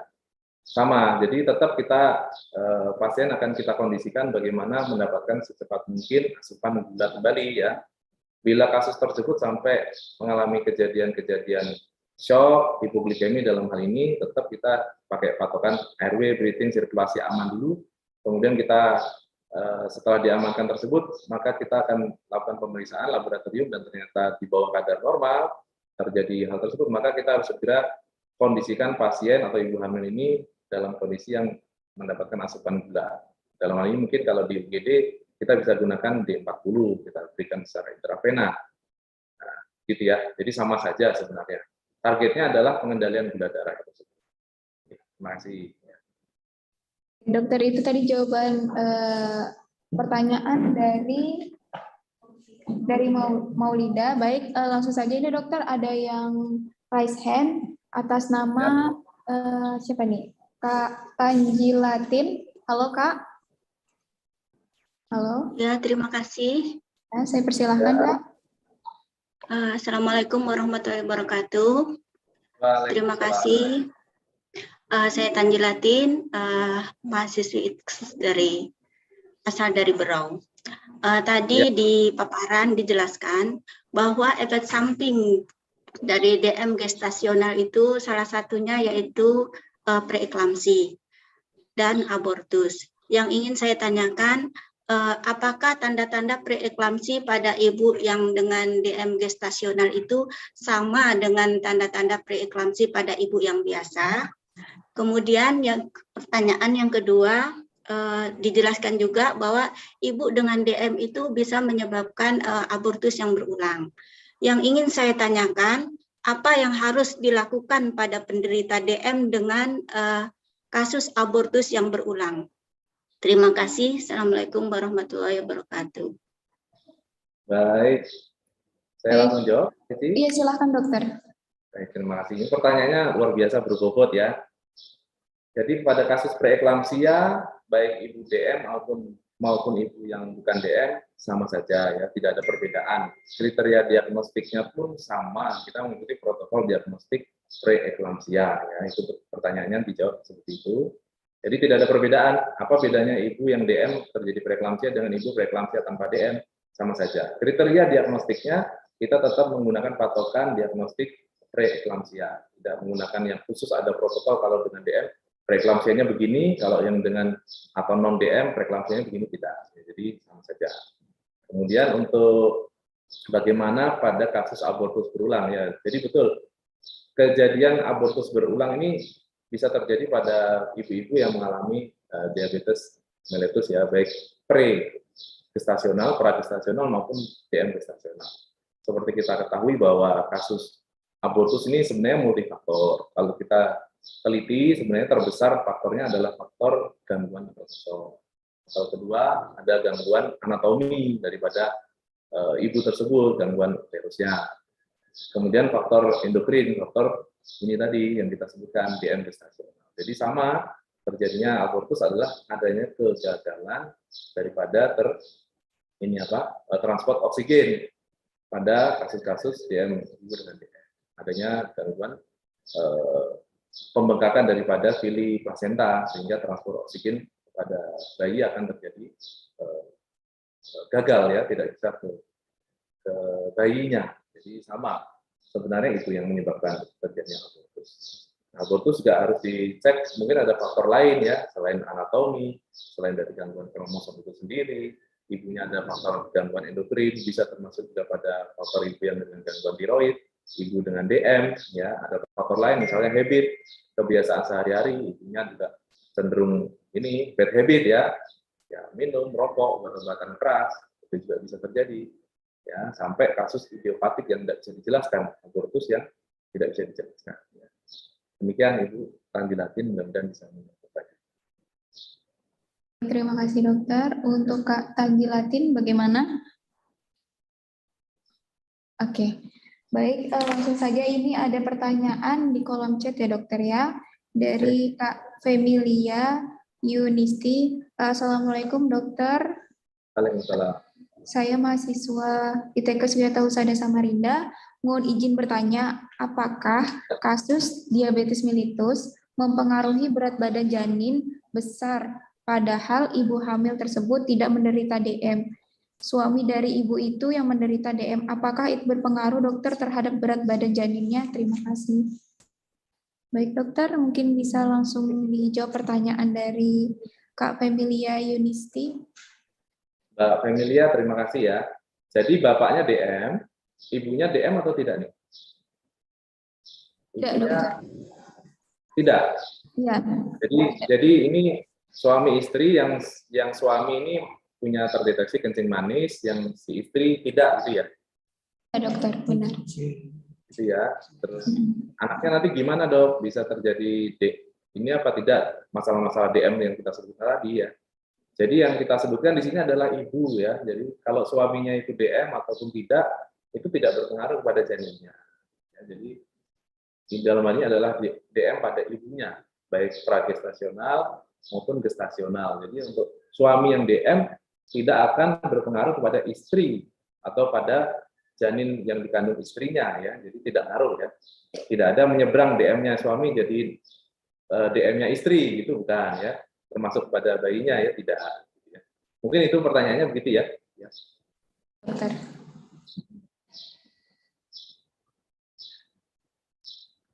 Baik, langsung saja dokter. Ini ada yang raise hand dari atas nama Nur Hayati dari Kabupaten Berau. Halo Kak.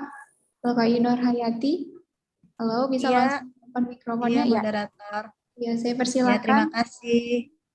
Terima kasih. Selamat siang Pak Jatmiko. Selamat siang. Baik, saya akan bertanya masalah diabetes tadi Pak. Bagaimana dengan ibu hamil yang mempunyai riwayat penyakit diabetes, kemudian lahirnya dilakukan seksio Pak. Apakah tidak beresiko dengan proses penyembuhan lukanya Pak? Terima kasih ya, Pak. Ya, pertanyaan bagus ya. Jadi betul. Nah, inilah pentingnya peran kita. Ya. Jadi seorang ibu terdeteksi bahwa beliaunya itu DM, Kemudian diputuskan oleh dokter Objin, ini lahirnya seksio. Sembuhnya gimana nih, kan gitu ya. Nah, ini pertanyaan bagus, karena sehari-hari kita akan sering jumpai hal seperti ini, dan kita harus bisa menjelaskan resiko terjadinya gangguan penyembuhan kita. Baik, disinilah peran kita selama ANC, bagaimana yang sudah kita terdeteksi seorang ibu bahwa ibu tersebut mengalami gangguan baik DM selama gestasional maupun DM yang sudah sebelumnya terjadi, kemudian dia jadi hamil, gitu kan.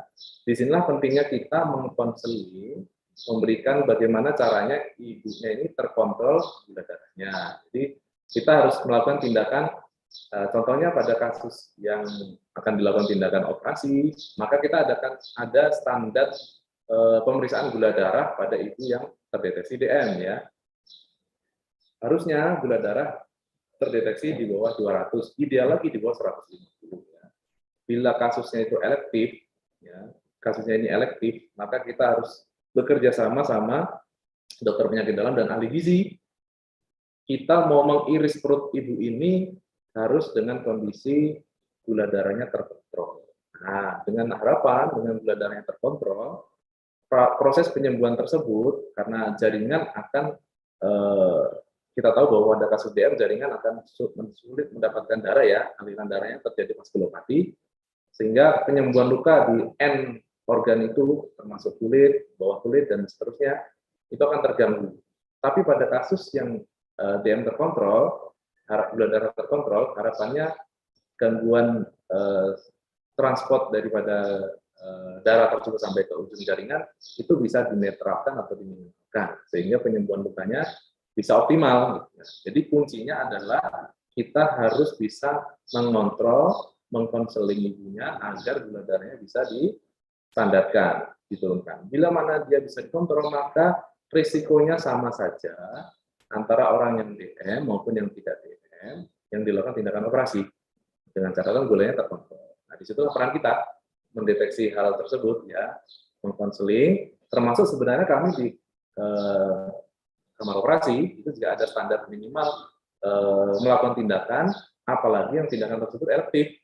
Jadi gula darahnya, bila kita dapatkan contoh gula darahnya di atas 200, maka kita akan minta tolong dokter penyakit dalam sama ahli gizi untuk meregulasi dulu ya. Ini kasus elektif ya. Kita regulasi dulu, kita turunkan, dengan nanti catatan setelah tindakan pun tetap diregulasi dan terkontrol gula darah, sehingga penyembuhannya bisa optimal. Bila mana dia kasusnya kasus emergensi, ya, XC emergensi, katakanlah ibunya lesu, kaki keluar atau tangan melintang gitu ya. Emergensi, waduh dok, gulanya ini tinggi gitu ya. Kita harus tindakan segera nih. Tetap kita konseling, inform concern, dan sebisa mungkin bila sempat kita bisa regulasi cepat. Dalam hal ini juga kita bisa minta tolong dokter penyakit dalam.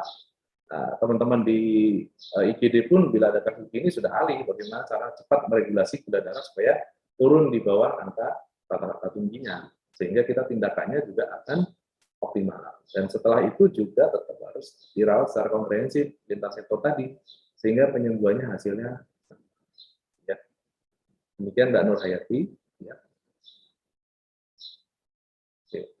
Terima kasih dokter. Bagaimana Kak Nur Hayati? Oke. Baik. Selanjutnya nih dokter ada 2 pertanyaan di room chat. Ya. Yang pertama dari Kak Veronica Tampu Bolon. Selamat siang dokter. Saya mahasiswa ITKS Wilayah Husada Samarinda, izin bertanya. Tadi untuk diet ibu hamil dengan DM yaitu 25 sampai 35 kalori per kilogram, terbagi dalam 3 kali makan dan snack. Pada ibu hamil trimester pertama yang mengalami mual muntah sehingga jumlah kalori yang diharapkan dikonsumsi ibu tidak terpenuhi, apakah hal tersebut sangat berbahaya untuk ibu dan janinnya? Ya, satu pertanyaan itu ya.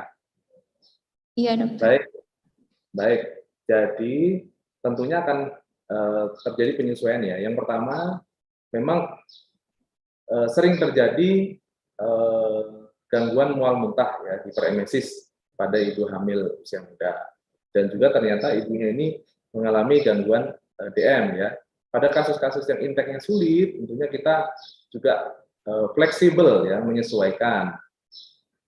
Pada pasien dengan kasus-kasus hiperemesis kan selalu kita sarankan ibu sebisa mungkin masuk makanan, sebisa mungkin dengan dosis kecil tapi sering, makanan kita terbagi ya. Tentunya kita akan meninggalkan dulu cara-cara dengan yang diet yang tadi yang kita sebutkan, 25-35 kalori per kilogram berat badan dibagi menjadi tiga kali pemberian. Tentunya hal itu akan sulit diterapkan pada kasus hiperemesis ya. Dalam hal ini bagaimana caranya kita mengkonseling pasien tersebut dengan asupan untuk mendapatkan tenaga, tetapi bagaimana gulanya bisa terkendali gitu ya. Nah, inilah peran kita. Dan pada kasus-kasus DMGes kan kita deteksi kalau usia kehamilannya sudah di atas 24-28 minggu ya. Kalau dia mengalami DM, kan ada pasien datang mual muntah. Ini contoh kasus langsung ya, biar tidak berbelit. Contoh kasus pasien datang dengan mual muntah, tapi dia juga membawa obat-obatan DM yang lagi diminum. Nah, itu kan pasti gitu ya. Pertanyaan kan ke sana ya. Dok, saya mual muntah, makanan sulit. Padahal dia membawa obat-obatan DM, obat-obatan antidiabetik oral. Karena selama ini dia minum karena dia sudah terdeteksi DM pragestasional berarti ya. Bagaimana dok saya ini, obat-obat saya lanjutkan atau obat saya stop, kan begitu. Asupannya bagaimana ini? Maka kan yang kita sebutkan teori tadi harus kalori-kalori itu akan sulit diterapkan pada ibu hamil yang masuknya pun susah makanannya. Tetap kita berpacu pada kegawatan. Bila dia asupannya dia sulit, maka obat diberikan, maka akan terjadinya hipoglikemi double ya jadinya. Udah dia lapar, obat dikasihkan, tentunya dia akan ngedrop kondisinya. Maka disitulah adaptasi kita bagaimana mengkonseling ibu-ibunya, Bu, yang penting asupan masuk makanan bisa dulu.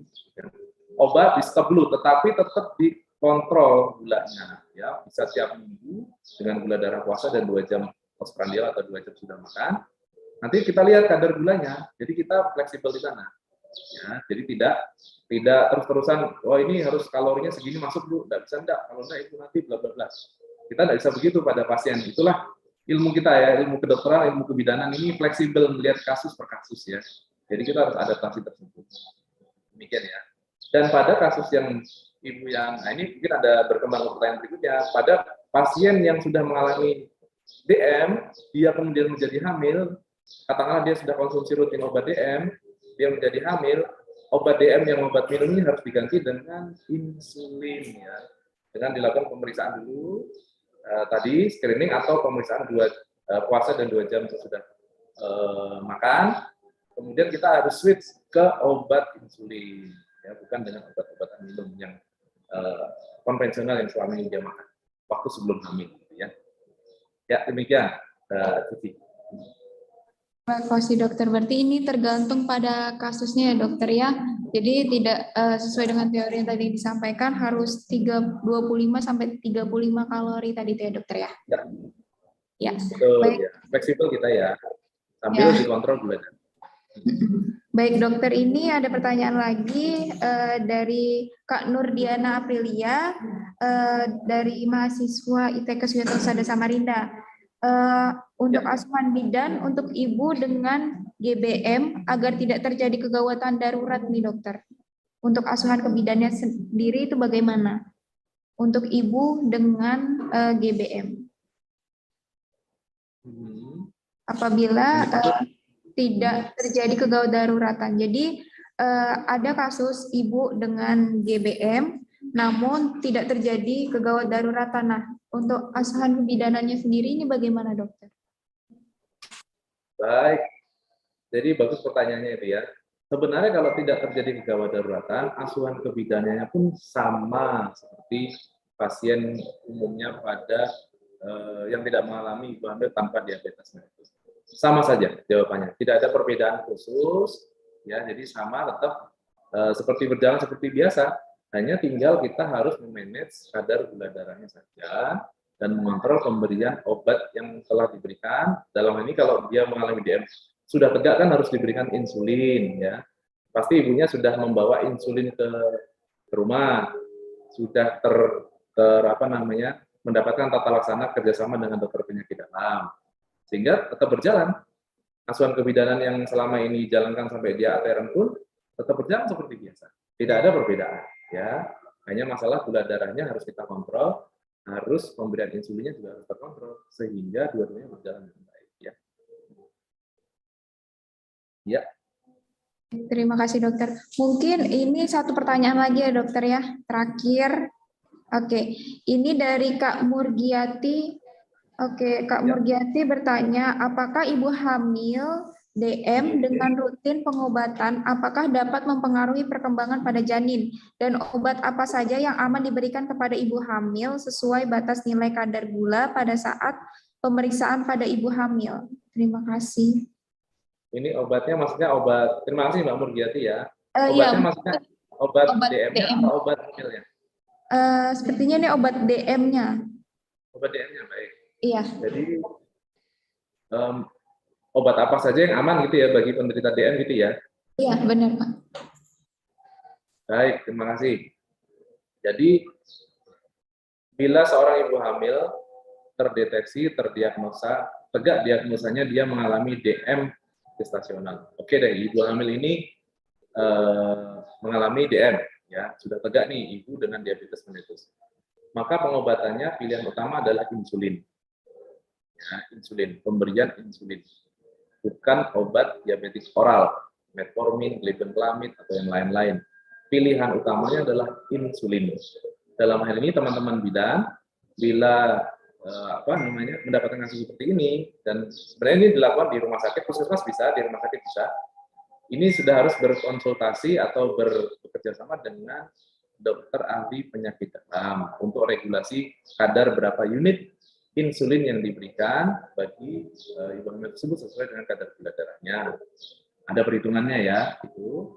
Nah nanti yang aman ya itu saja, yang obat-obatan oral yang selama ini diberikan, kalau dia sudah pernah mengalami diabetes dan obat minum diabetes itu harus stop, harus diganti dengan insulin. Pilihannya itu, insulin aman ya, tidak melewati plasenta. Kalau obat-obatan yang oral itu bisa melewati plasenta dan mengakibatkan gangguan pada janin.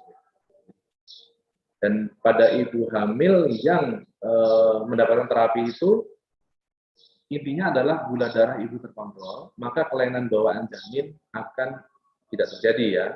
Terkecuali dia sudah mengalami seorang ibu ini vaskulopati. Dan ini ditemukan pada kasus-kasus ibu hamil sudah mengalami DM yang lama ya. Jadi disebut dengan DM pragestasional. Jadi ibu hamil, dia hamil sebelumnya sudah punya DM. DM-nya ini sudah mengakibatkan gangguan-gangguan multi organ ya, vaskulopati. Sehingga dia hamil itu angka kecenderungan terjadinya gangguan pada janinnya itu tinggi ya. Tapi kalau pada ibu hamil tanpa DM, terus dia menjadi DM karena perubahan hormonal tadi, dia akibatnya hasil akhirnya adalah dia DM, itu angka kejadian kelainan bawaan janinnya sama saja dengan orang yang ibu hamil yang tidak mengalami DM apapun. Ya, ya, jadi tidak ada perbedaan kecacatan bawaannya, tergantung faktor-faktor lain. Jadi begitu ya. Jadi kalau terkendali seorang ibu DM, bukan pragestasional ya, DM gestasional, gula darah terkendali, insya Allah gangguan bawaannya, kelainan bawaan janinnya tidak bermakna atau sama saja dengan kalau dia tidak mengalami. Intinya pengendalian gula darah dan tidak terjadi vaskulopati pada ibu tersebut.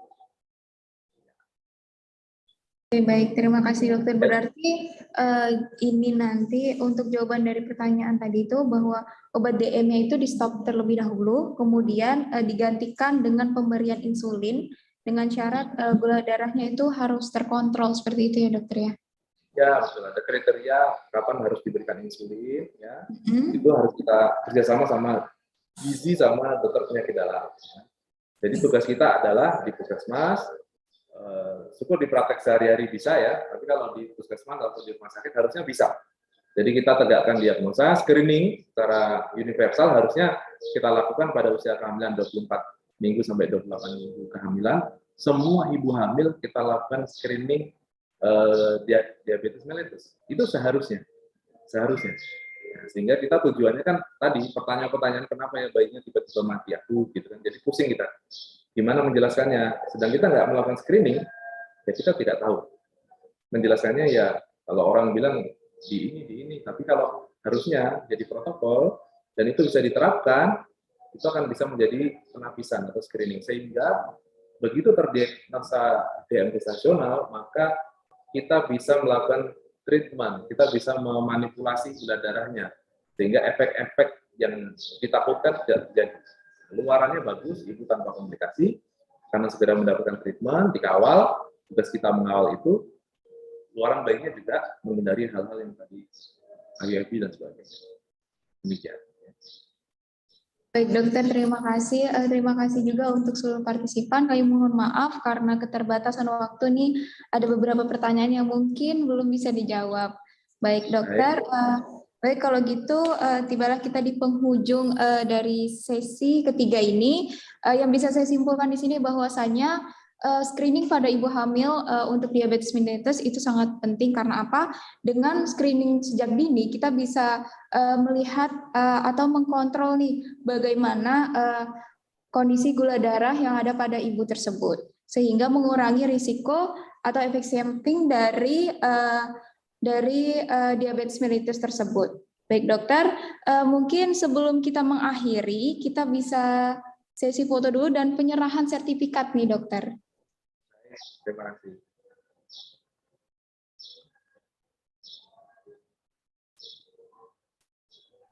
Baik dokter, ini sertifikat dari kami panitia atas partisipasinya dokter telah sharing bersama kami dan juga menyampaikan materi di webinar International Midwifery 2022. Baik dokter, mungkin kita bisa foto bersama? Ya, saya hitung ya dokter ya. Halo dokter. Baik. Ya, saya hitung dokter, 3, 2, 1. Oke, baik, terima kasih dokter telah menyempatkan waktu untuk bisa sharing sama kami di sini. Terima kasih, semoga apa yang dokter sampaikan bisa menambah pengetahuan kita semua sebagai profesi kebidanan dan juga mungkin di sini ada beberapa juga perawat ya. Terima kasih banyak dokter, dan terima kasih juga untuk seluruh partisipan yang mau bertahan sampai di akhir sesi. Saya Cici Herunisa selaku moderator di sesi ketiga. Mohon maaf apabila ada salah kata, baik penyebutan gelar dan lain sebagainya. Terima kasih semua. Assalamualaikum warahmatullahi wabarakatuh. Sampai jumpa di akhir.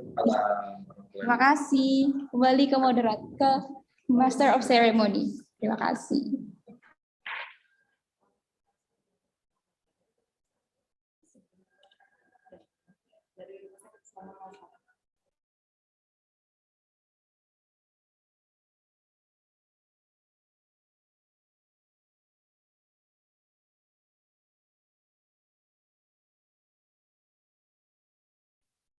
Okay, thank you, Dr. Syadmiko, for the information and knowledge which have been given to us. May it be useful for us, and thank you so much to our moderator today, Cici Lisa. Thank you very much. Finally, ladies and gentlemen, we get to the last session. It is event that's closing. Let's closing this event by saying Hamdalah. Alhamdulillahirrahmanirrahim. Thanks to Associate Professor Dr. Muhammad Rodi Isa. Thanks to Associate Professor Dr. Leni Suzana Sudin. Thank you, Dr. Jatmiko Rahma, Specialist Obstetrics and Gynecology, and student of Institute of Health, Technology and Science Yatausa Samarinda, the committee and the audience, and certainly may we had conducted will be useful for us. Thank you so much. And then, ladies and gentlemen, documentation session. Sekarang kita akan melakukan sesi dokumentasi akhir bersama seluruh narasumber kita. Kami mengundang kembali Profesor Rodi dan Profesor Beni beserta Dr. Jatmiko untuk melakukan sesi foto bersama dan beserta partisipan yang iya. Kita akan melakukan sesi dokumentasi. Kita akan hitung 1, 2, 3. Oke, kita hitung lagi 1, 2, 3. Oke, last 1, 2, 3. Okay, thank you so much. Even journalists, even I made mistake or open someone here, please forgive us. Thank you so much all participants. Thank you so much all speakers. Thank you so much all moderators today. Thank you very much. See you next time. Assalamualaikum warahmatullahi wabarakatuh and good afternoon.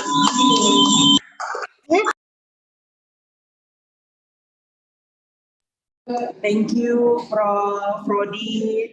Thank you, Prof. Leni, and thank you so much, Dr. Jatmiko. Terima kasih banyak telah menyempatkan hadir bersama kami untuk sharing, berdiskusi bersama kami mengenai diabetes mellitus. Thank you so much.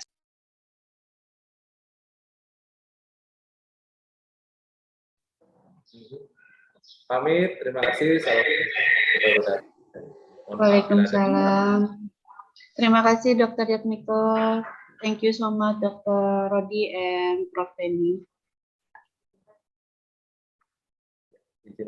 Baik, kepada seluruh partisipan kami ucapkan kembali lagi terima kasih banyak atas waktu yang telah diluangkan untuk hadir di momen webinar internasional Midwifery 2022 pada hari ini. Terima kasih banyak dengan jumlah 300 lebih partisipan yang bertahan hingga di siang hari. Terima kasih banyak, sampai bertemu di International Webinar Midwifery yang kedua. Terima kasih. Bye-bye. Setelah ini buat para partisipan jangan khawatir, panitia akan segera menghubungi untuk mendapatkan sertifikat internasional dari webinar pada hari ini. Terima kasih, ditunggu informasi selanjutnya dari panitia. Thank you.